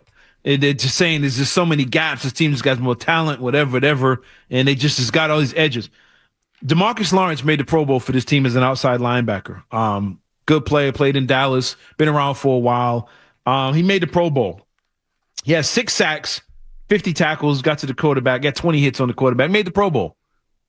Harold Landry had 8.5 sacks, same position, 49 tackles, 1 less tackle, same amount of QB hits, 20. Not only did he not make the Pro Bowl, no one's even talking about him even being in the game. But yet the guy on the other end, he's got the name, he played in Dallas. Anybody play in Dallas, you're a popular guy. Less sacks, same amount of tackles, everything. Oh, he's a Pro Bowl. He's dominant. You got to watch out for him. But on the flip side of the Patriots, you have guys that are better statistically than some of these players on Seattle. But again, they're telling you, no, these guys are just so much better. No, he's better. I understand Landry right now. He's been battling with the injuries, been out in and out. We don't know if he's questionable or whatever. But he was a better player. He was better at getting to the quarterback than the guy on the other side. But there's a lot of that across this team as we did on the offensive side. And there's a lot of that on the defensive side where the edge is not what they're telling you or what it is. Or when you hear the excuses, well, it's because of the schedule. Whatever. Milton Williams, Landry, Kaysam, Barmore, they're as good as the front four there is in the league, as good as they've been in the playoffs. They've been as good as the 2000 Ravens. But you're being told that the other team, with no credible evidence, is just light years better than what you're seeing. And that's why I said it's just a perception versus the reality of the situation. And the Patriots have guys that can match these Seattle players step for step. All right, let's go to the phones. Al in Dorchester. Hey, what's up, guys? What's up? How you doing? Good. Listen, we've been defending Drake, man. I want to go to the other side of the ball and defend the Patriots defense because they're not even getting mentioned, as you just said. I had to pull up some stats. If you allow me to read them, like the defensive playoff average. The Patriots have the lowest defensive yardage average at 209. They're the lowest, and they've given up the fewest touchdowns in the playoffs. And what is it? It's the Texans after that, the Broncos, and the Seahawks, and then the Chargers. Their defensive yardage average is better than Seattle's, and they've given up the fewest touchdowns. And also my thing is my MVP for the Patriots. He doesn't play a position with sexy numbers. Is Milton Williams. Appreciate it, Al. And Al, you know what people are going to say that are against what you're saying? Well, some of the teams they played, they were missing certain players that would have helped, and the weather, and they're going to mention all that stuff, which is, it is what it is. Cerrone, you keep mentioning the weak schedule. We've been mentioning the so-called weak schedule. It is a weak schedule. Seattle had a weak schedule, too. It is, but that's going to be held against them. And like you said, even if they win tomorrow, that's still going to be brought up. They're going to say Seattle sucked. The same people that are telling you Seattle's going to win this game by 3 touchdowns. On Monday morning, immediately you're going to turn your TV on at 6 a.m. or radio, and they're going to be like, well, Seattle sucked. Yeah, that's if the Patriots win. We hope so. But we'll get to that later on, too. We'll make our picks. I didn't want to give anything away. I gave mine 2 weeks ago. No need to hide. What am I hiding it for? All right, let's go to Tony in Providence. Tony, thank you for holding. Hey, you guys are right on. I'm sorry. I'm not just call Al. The one before that was way off. Think about it. The guys, the Rams almost won that game. They should have went for a field goal. It would have been 31-30. This quarterback was so good. He was an MVP, not a leading candidate. But remember that, guys. The Rams should have won that game. You go for the field goal, it's 31-30 instead of down 4 or 6, right? And you need a touchdown, the Rams. That's a big difference in the game. You guys went right on, as usual. You guys are right on this game. Appreciate it, Tony. That's another thing he just reminded me. This whole thing in the NFL of not going for the points is driving me crazy. Analytics strikes again. Cerrone, you was getting ready to say something. I was about to say, you didn't even got to go that deep into it. They won on a muff punt. The dude muffed the punt on the 10. They scored on the very next play and threw a touchdown to a guy who ain't played all season. They won on the muff punt is the key stop of the game. They didn't stop them. See, I mentioned this. I think I mentioned it last week. The 3 games against the Rams, they played the tough Rams team 3 times. Yeah, they gave up 1,400 yards in 3 games against the Rams. 1,400 to one team? That's insanity. And they gave almost 500 yards the NFC Championship game. And the game was won because the Rams special teams been their Achilles all year. You are who you are when you get to this point of the season. He fumbled the punt at the 10-yard line or whatever it is, and that was the difference in the game, and that's how they won that game. It wasn't because they made stops on defense. It's because they muffed a punt, man. That's game. But you give them credit. They made the plays, and Sam Darnold was matching them point for point on the other end, so you got to give them credit for that. But it came down to a muff punt. All right, we got your Sports Hub headlines coming up. When we get back, more of your calls, the entertainment. From the Town Fair Tires, the Patriots, the Seahawks, Super Bowl 60 will be heard here. He's got the first down. The home of the AFC champion New England Patriots. WBC FM and HD Plus 98.5, the Sports Hub. Beasley Media Group station. Sports Hub headlines presented by Celsius Energy Drinks. All right, what a comeback by the Celtics. They were down by 21 points, but they beat the Heat 98-96. The season now 34-18. That's good for second place in the Eastern Conference, and they're 4.5 games behind Detroit for first place. The Celtics will get back to work tomorrow when they take on the Knicks. Men's college basketball, BC and, Miami. Dang. It's about 25 seconds left in the game. Miami's up 72-66. Moving on, Brockton's own A.J. DeBonsa and number 16 BYU will take on number 8 Houston tonight at 10:30. Former Major League Baseball outfielder Yasiel Puig has been found guilty of obstruction of justice and lying to federal officials investigating an illegal gambling operation. The Pro Football Hall of Fame apparently will consider making changes to their voting panel and process after catching some heat for saying he had no dog in the fight in Sunday's Super Bowl game between the Pats and the Seahawks. The GOAT, Tom Brady, posted in his Instagram story a message to Robert Kraft saying, "You know I got your back, RKK. Go get that 7th ring."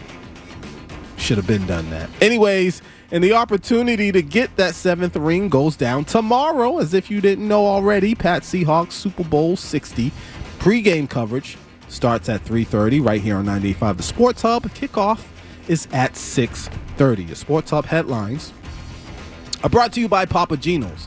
New England's favorite pizza is now Drake May's favorite pizza. Drake's favorite is the plain cheese pizza. So in honor of number 10, when you buy a large cheese pizza from Papa Gino's, you can get another large cheese pizza for just $10. Drake May and Papa Gino's, the perfect New England pairing. I'm Leroy Irvin. Leroy and Cerrone will be right back. New England plays here. Ball down the right side. It's a separation. Yes. Touchdown pass. Yes. Perfect dive from Drake May. 98.5 The Sports Hub. Now, Leroy Irvin and Cerrone battle on Boston's home for sports. 98.5 The Sports Hub.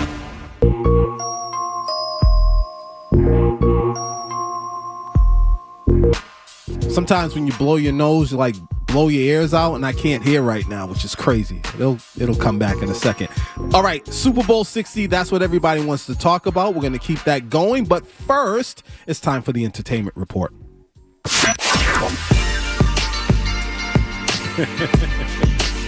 I should not be laughing because we got to start with sad news as artist Little John confirmed that his son Nathan has passed away. In a statement, Little John, whose real name is Jonathan Smith, said, "I am extremely heartbroken for the tragic loss of our son, Nathan Smith. His mother, Nicole Smith, and I are devastated.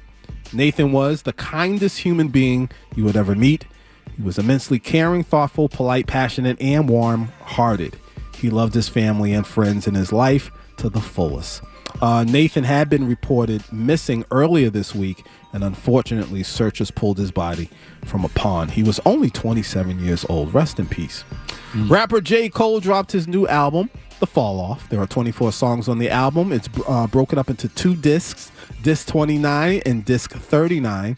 I've listened to it, Cerrone? There's substance, high-quality production, And as expected, J. Cole himself, he's delivering for real. However, I have to be honest, not everyone's going to be a fan of the pace of the album. In my opinion, there's this thing like we used to, in order to enjoy the music, in my opinion, you got to be okay with sitting with music, and you got to be okay with sitting with yourself, just in general, being in a quiet place and just really listening intensely. And not everybody's with that. So when you check it out, you be the judge. Moving on. The NFL honors were Thursday night, but you might have missed some of the moments that gave me, personally, extreme secondhand embarrassment. One of those moments is when entertainer Tiffany Haddish announced Mike Vrabel as the winner of the Coach of the Year award. The 2025 AP Coach of the Year is Mike Vrabel.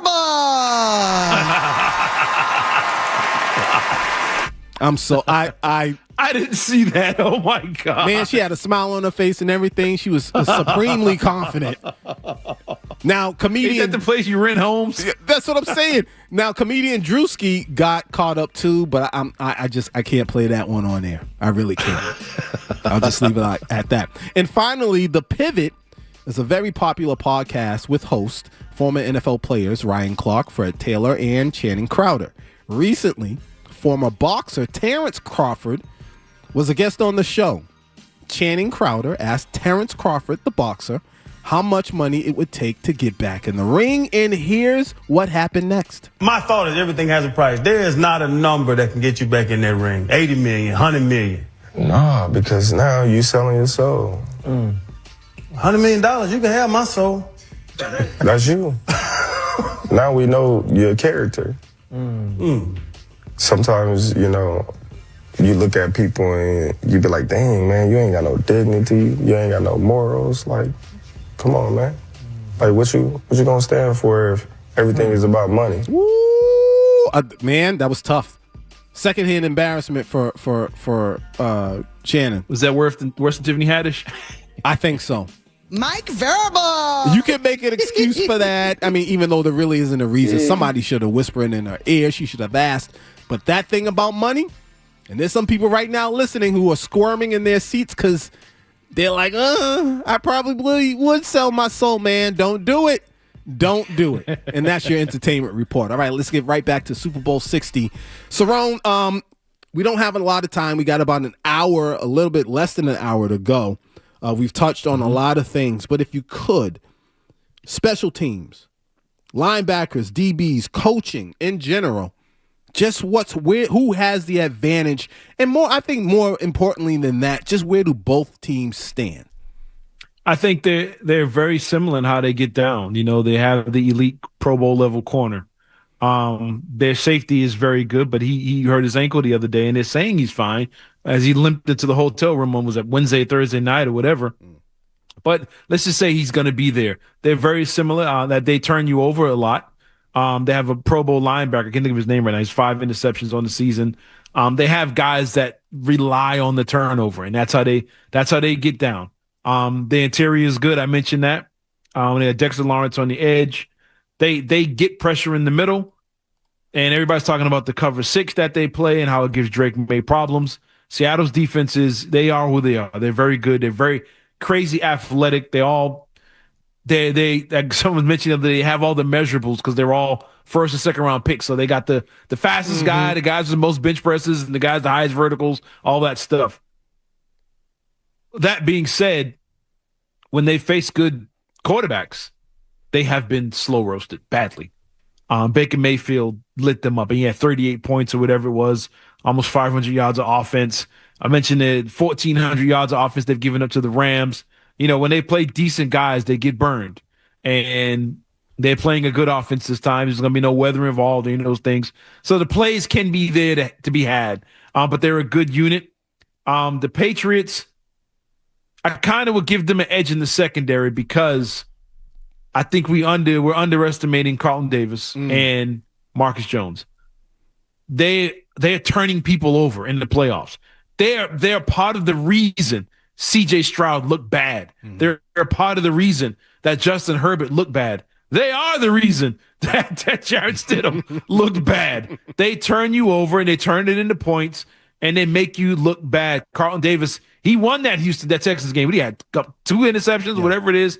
He turned you over. Each one of their guys in the secondary is making you look bad. And the Patriots safeties with Hawkins, Woodson, whatever, they're making plays on the back end. So I give the edge to the secondary. I'm going to give the linebackers edge to the Seahawks. But before you go to the linebackers, I just have a question. What do you think the Patriots, what's the plan for Christian Gonzalez? You could put him on Ibuka the whole time. And Jigba, excuse me. And Jigba, yeah. Just like you did Ibuka. I said this the other day, and I stand by it. Confident in that? I'm confident in that. Because I think, I've said this before, receivers, they aren't the main dish. They just dessert on the side. They're a topping. Because Njigba can go off for 125 yards and a touchdown and 9 catches, and they can get blown out. And we've seen that. Drake London against Atlanta this year. Drake London against the Patriots had 119 yards on like 9 catches, and he had 3 touchdowns. Guess who won the game? Patriots. Njigba, similar situation as this Patriot game when they played at Tampa. Good defense that stops the run, all these things. Quarterback out of nowhere who's on a resurrection tour in Baker Mayfield. He just lit up the Seahawks. Tampa's on the rise. Everybody picked Tampa to win that game because of Ibuka.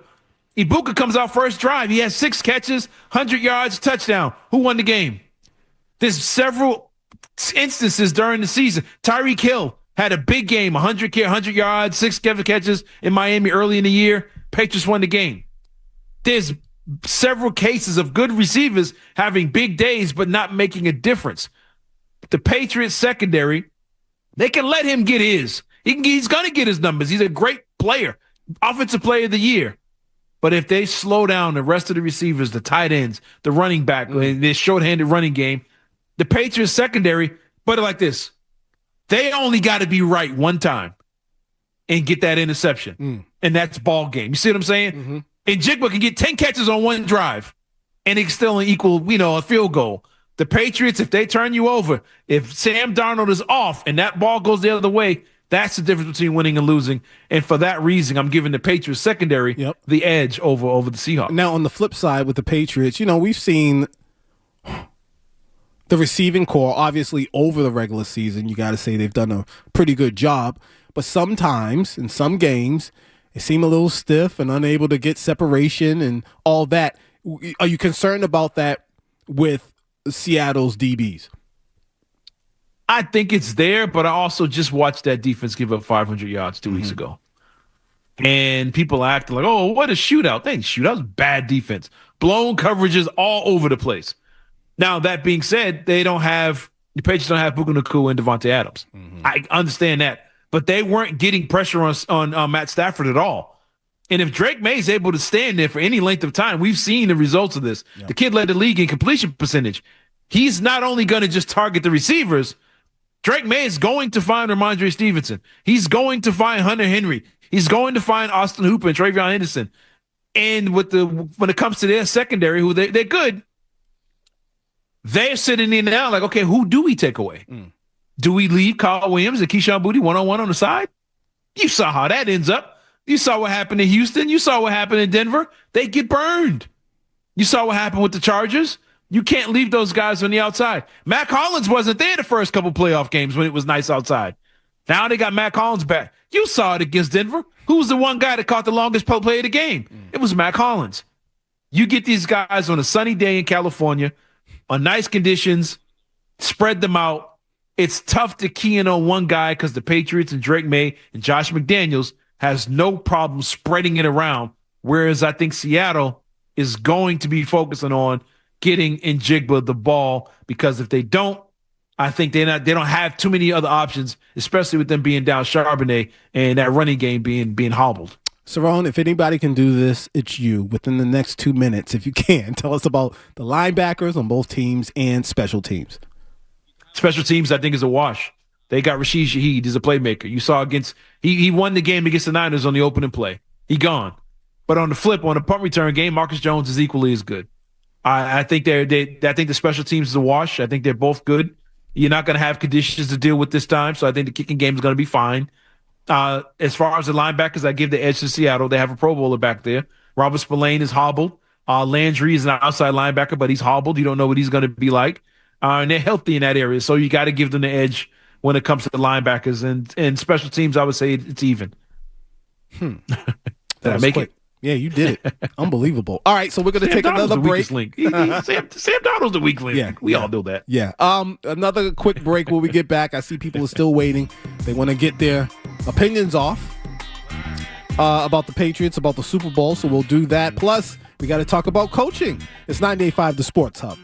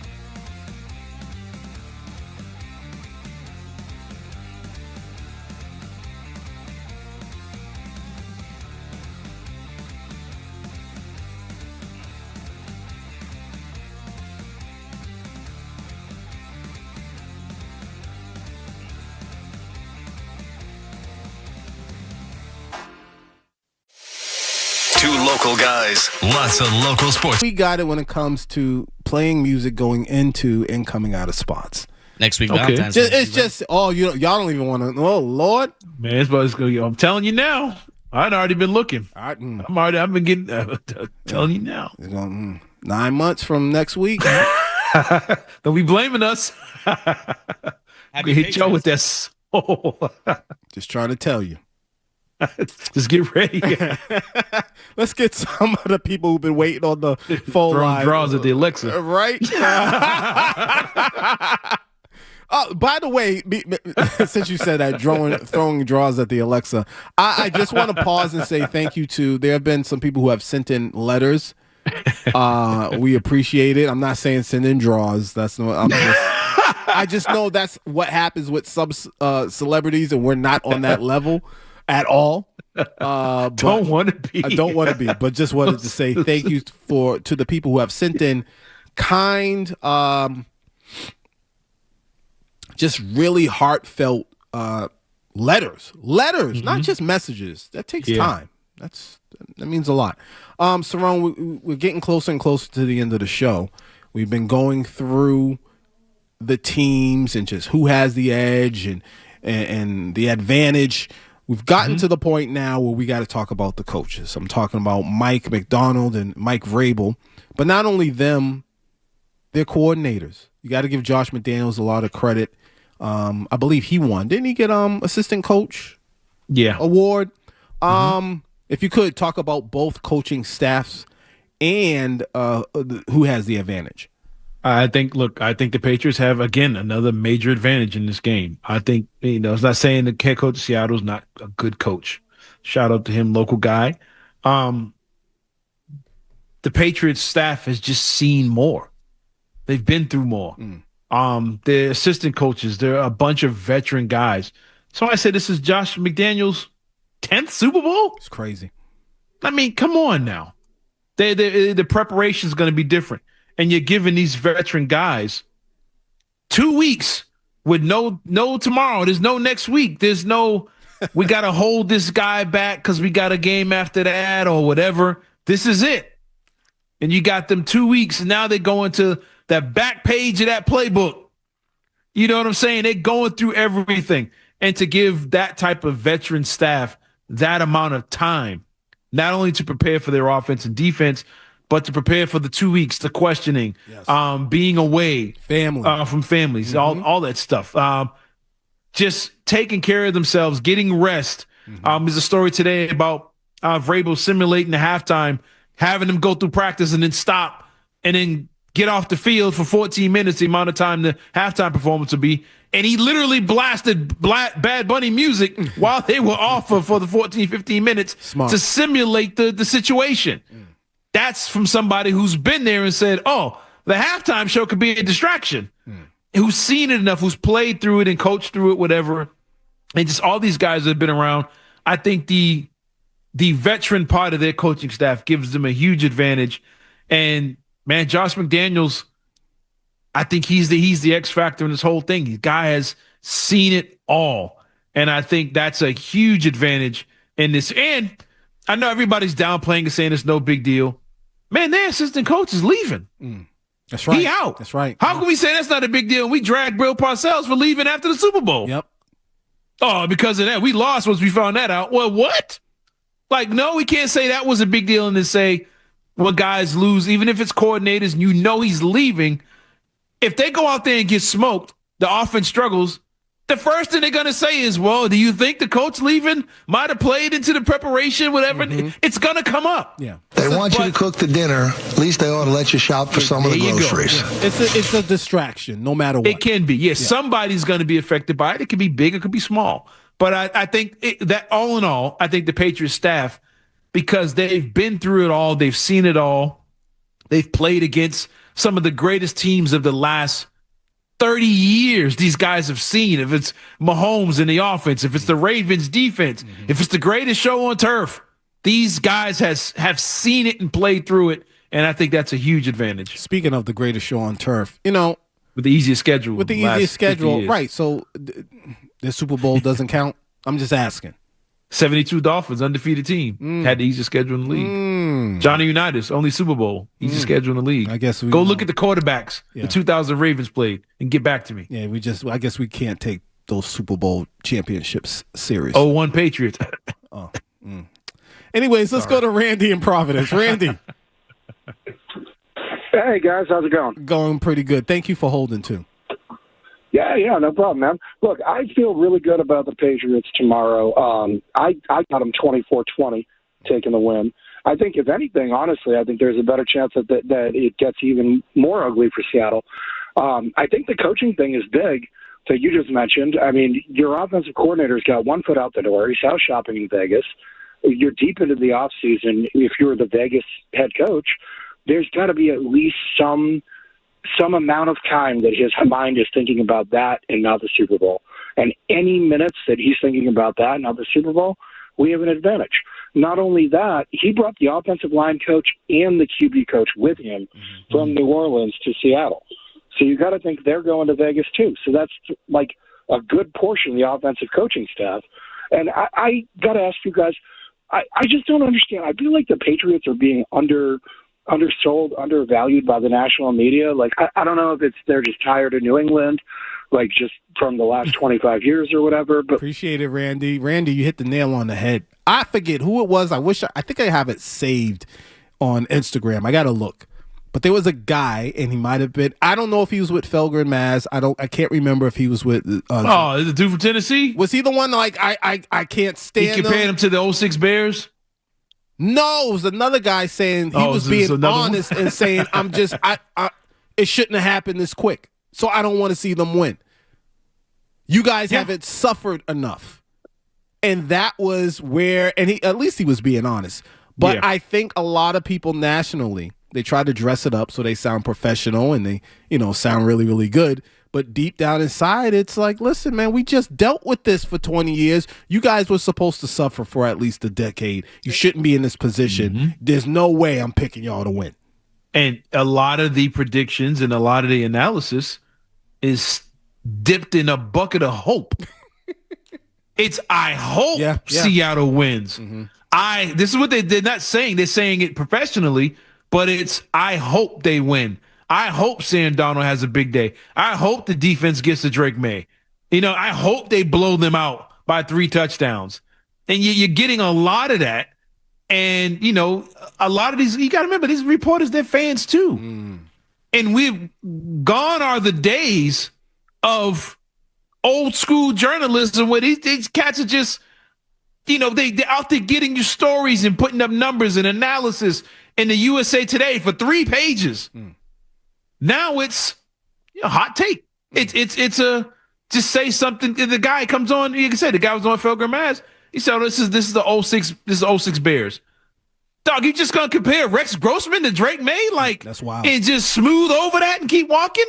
And there's a lot of that going on. And a lot of people hoping that this is a lopsided game, so much so that they're confident that Sam Darnold is the most stable player in this whole thing. Oh, no, Sam Darnold's going to be cool. It's like, man, you don't believe that, but you can't fix your lips to say the Patriots are the better football team. You just can't do it. The other part, I think we as fans need to be held responsible too because, for instance, when the talk about Stidham being on the same level as Drake May or to watch out for him, and it didn't happen, we didn't hold the people who said that. We didn't go after him. We didn't go after him. I mean, think about that. That was a legit conversation. It was laughable then, but it was a legit conversation, and everyone just moved on. My fear is that if the Patriots win, you're going to hear national people say, just get ready if they win.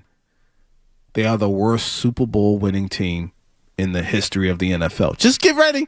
I'm telling you that right now. They already got it typed up. They just didn't press send yet because they're waiting for the game to end. They already have it typed up. It's already there. I think it was ESPN. Was it like 48 of 55 personalities picks the Seahawks? Sports Illustrated. It was like 10 out of 12. Pick the Seahawks over the page. It's not even close. And as we go through breaking down these teams, you legit can't make an argument that Seattle's running game is better than the Patriots. You can't say their passing attack is better than the Patriots. Their receivers are better across the board. Their tight ends are better across the board.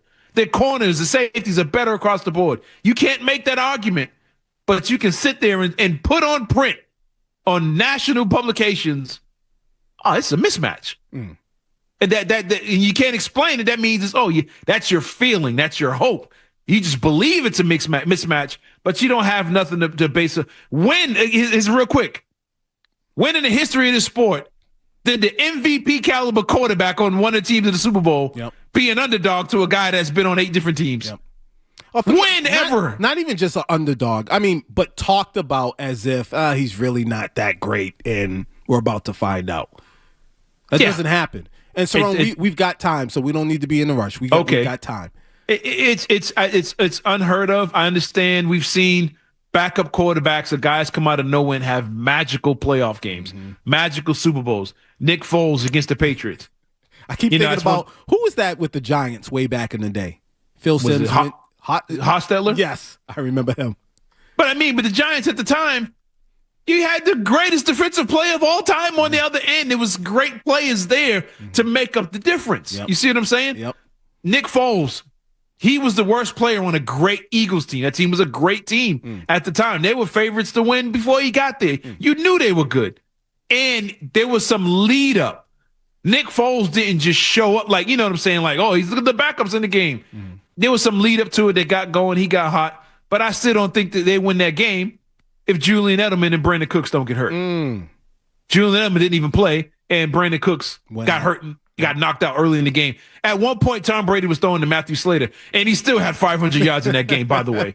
But we've seen guys come in and have good Super Bowls out of nowhere. Yes, it's happened before. But it's usually because the rest of the roster is light years better than everybody else. Trent Dilfer, Brad Johnson. We've seen those guys win, but I wouldn't put Flacco because Flacco's had stretches where he looked elite. But we knew it was T. Sizzle. It was Ray Lewis. It was Ed Reed. We knew what the deal was on that team. But the Sam Darnold on the same level as Drake May, to me, is egregious as the Jarrett Stidham one that we heard 2 weeks ago. It's like, yo, he still led the league in turnovers. They just happened to win, even though he did that. But I just think the Patriots have an edge. I want to say across the board. Offensively, I think they have way more edges than people want to give them credit for. And they have shown it all season long. There's a reason these two teams have been the top of the standings all year. And they meet in the Super Bowl because they've been consistent. They've been good all year long, and they've earned the right to be in this position the Patriots have. And look, I think they're an explosive team, and we're looking at them playing the snow against elite defense and say, well, they taking a step back. If Drake May was playing against that Niners and Rams defense, his numbers, I think, would have looked drastically different than what we saw against Houston and Denver in the snow. The negativity or downplaying of the New England Patriots, we just said we agree. A lot of it has to do with just hope and disliking what this organization has accomplished. And I think we all witnessed something recently, two things recently that kind of back up what we're saying. George, the phones. Oh, here we go. Let's go to LaCar because I think he's going to tell us or ask us about something that backs up what I'm saying. Matter of fact, George, if you can, line 3 because it's frozen over here. LaCar. Yeah, what's going on? What's going on? There's an old saying, there's no need to fear, underdog is here. What's going to happen is that the only way I can say that the Patriots are going to win the game, they can't do it automatic 0-3-0. They got to throw the football. Okay. Because if they do a quick 0-3-0, they just going to turn it over. And my other point is, do you think owners should be inducted into the Hall of Fame in any sport when they're making billions and billions of dollars? Shouldn't that be on the players? Appreciate LaCar. I wanted to focus on this part about the owners, and we all witnessed what happened with Robert Kraft and Bill Belichick. You have to believe that part of the reason why they did not get, especially Bill Belichick as a first ballot Hall of Famer, It's the dislike. It's the same thing that's feeding into the negativity or the downplaying of the New England Patriots today. These are the same people making their predictions in the newspapers. It's the same thing. people. It shouldn't be. It's extremely petty. It shouldn't be that way. It should be about business. It should be about what we've all been able to witness and watch with our own eyes, but it's not. And then when you come on air like we are today and you defend the team, you know, the first thing you get is, oh, you guys are homers and this, that, and the third. But to me, it's the other way around. Your dislike, your hate for the success of the team has caused a lot of people, voters, people nationally and some locally, to just root against this team and say whatever it needs, whatever they feel like saying in order to diminish the accomplishments of this team. It's like an epic level of gaslighting. Yes. Like you're going to literally tell us to our face that L.C. Greenwood deserves to be in the Hall of Fame over Bill Belichick and Robert Kraft. We're going to look back years from now. Our grandkids are going to say, y'all said Stidham? Y'all said to be afraid of Jarrett Stidham? And what are we going to say? And this is national media. This is big time billion viewers media. Yep. Who literally look into that TV camera all day and look you dead in your face and said, Jarrett Stidham is the key to the game. He's going to bring them home. The video of ESPN, I think it was all 4 or 5, all picking Houston, and no one held them to the fire afterwards. They just moved on to the next week. Anyways, we got to take a quick break. When we get back, more of your calls, the players' call, and so much more. It's a Bay Area Music Saturday. Leroy and Cerrone, 98.5 The Sports Hub.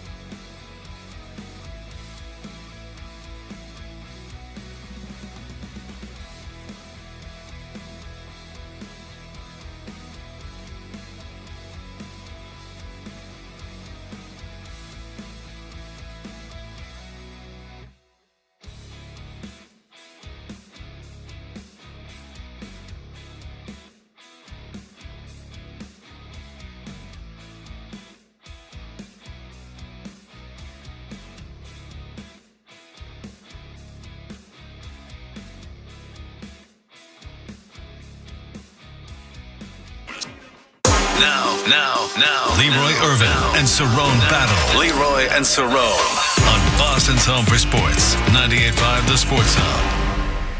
This ain't what you want. If you with me, you can get what you want. I drop gems. I'm playing Bejeweled. Jim Carrey, I'm acting a fool.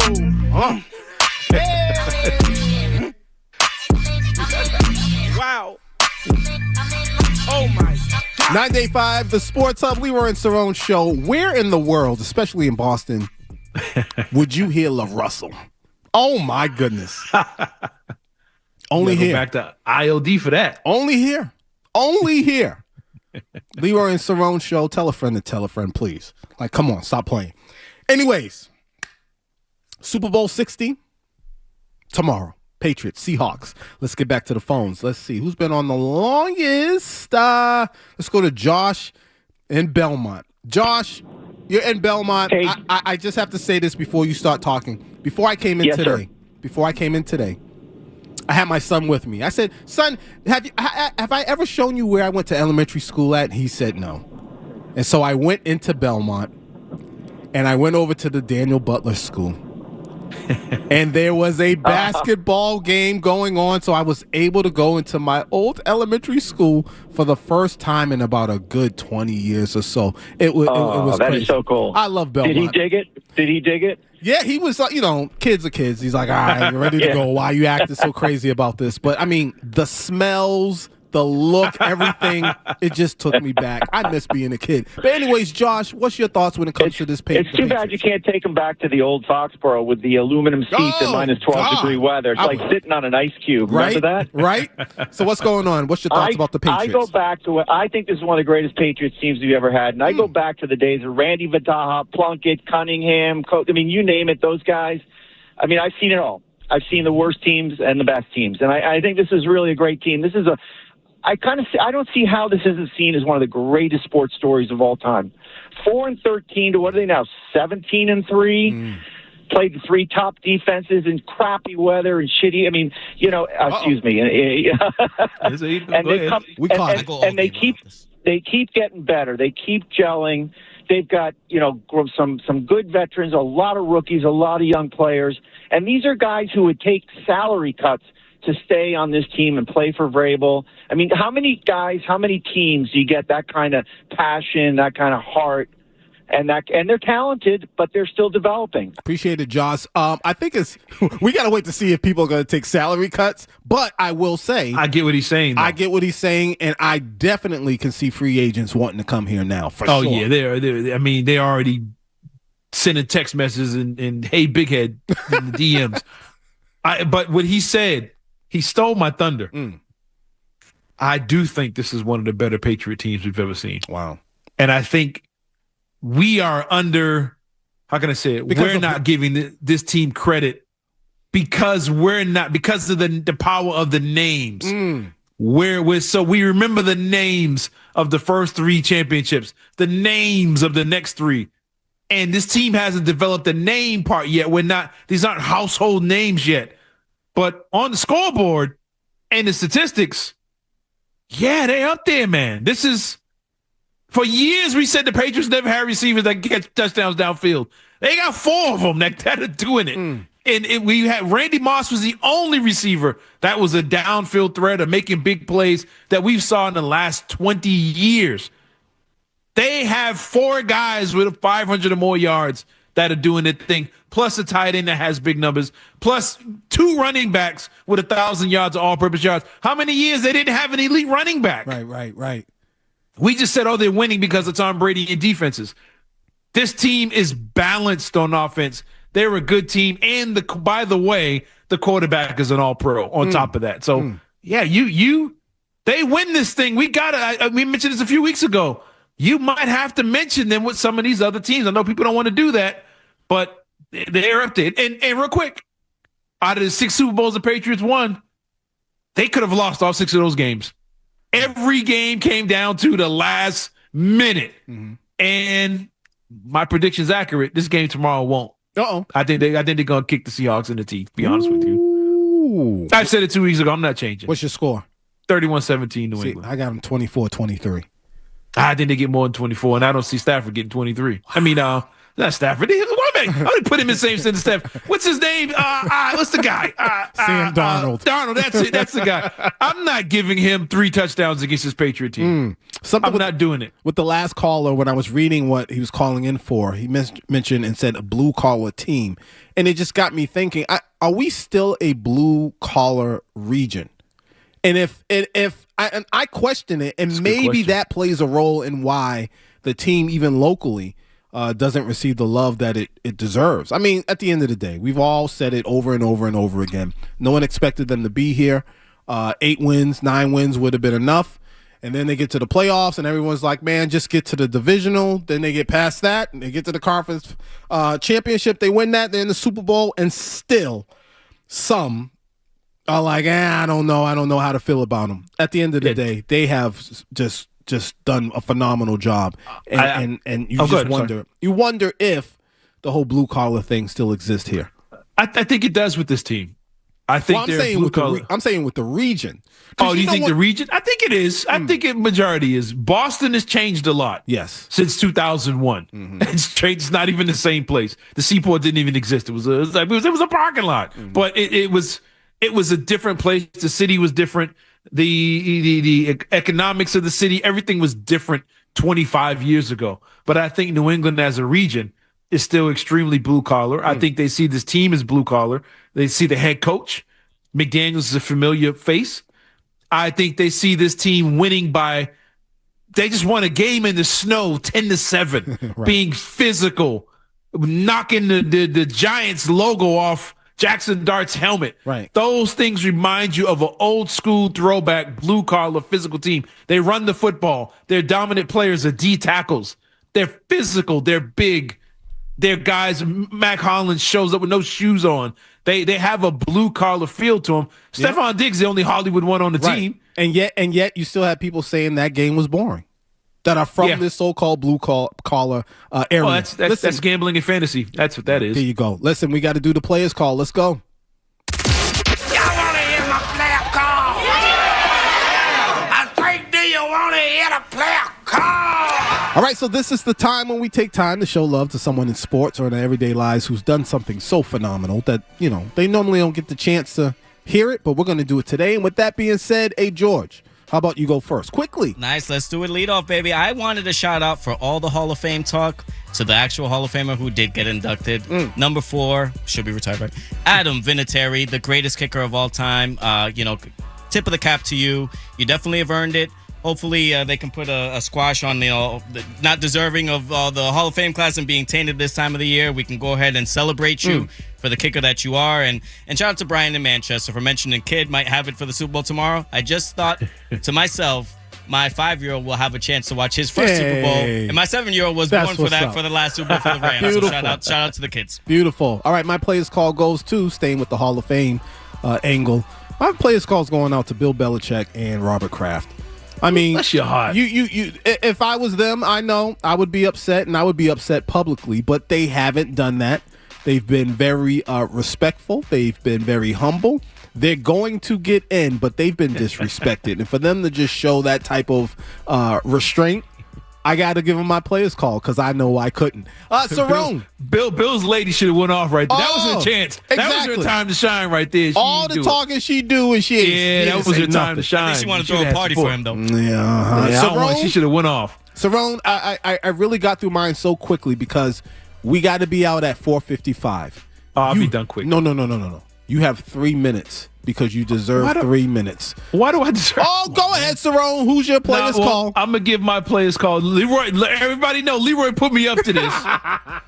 He said, and I'm gonna go ahead and do it. I should give the players call to myself. Yes, because in January of 2025, a year ago, I said the Celtics need to do everything in their power to get Vucevic on this roster.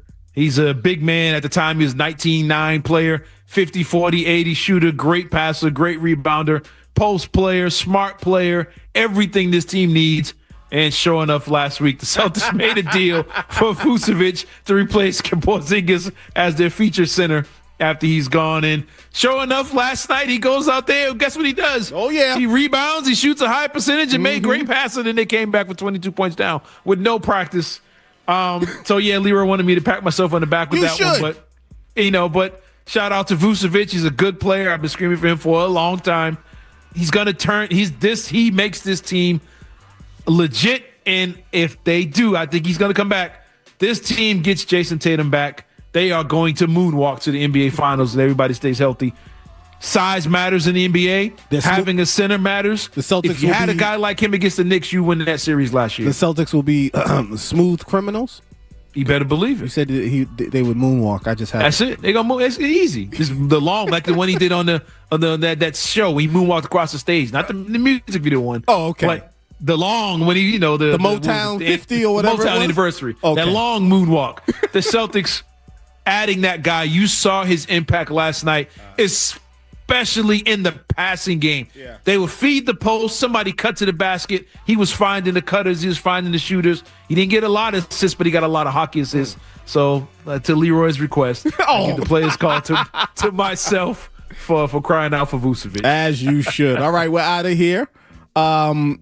We got Felger and Maz live from Underdog Cantina in San Francisco. That's going down next from 5 to 8 p.m.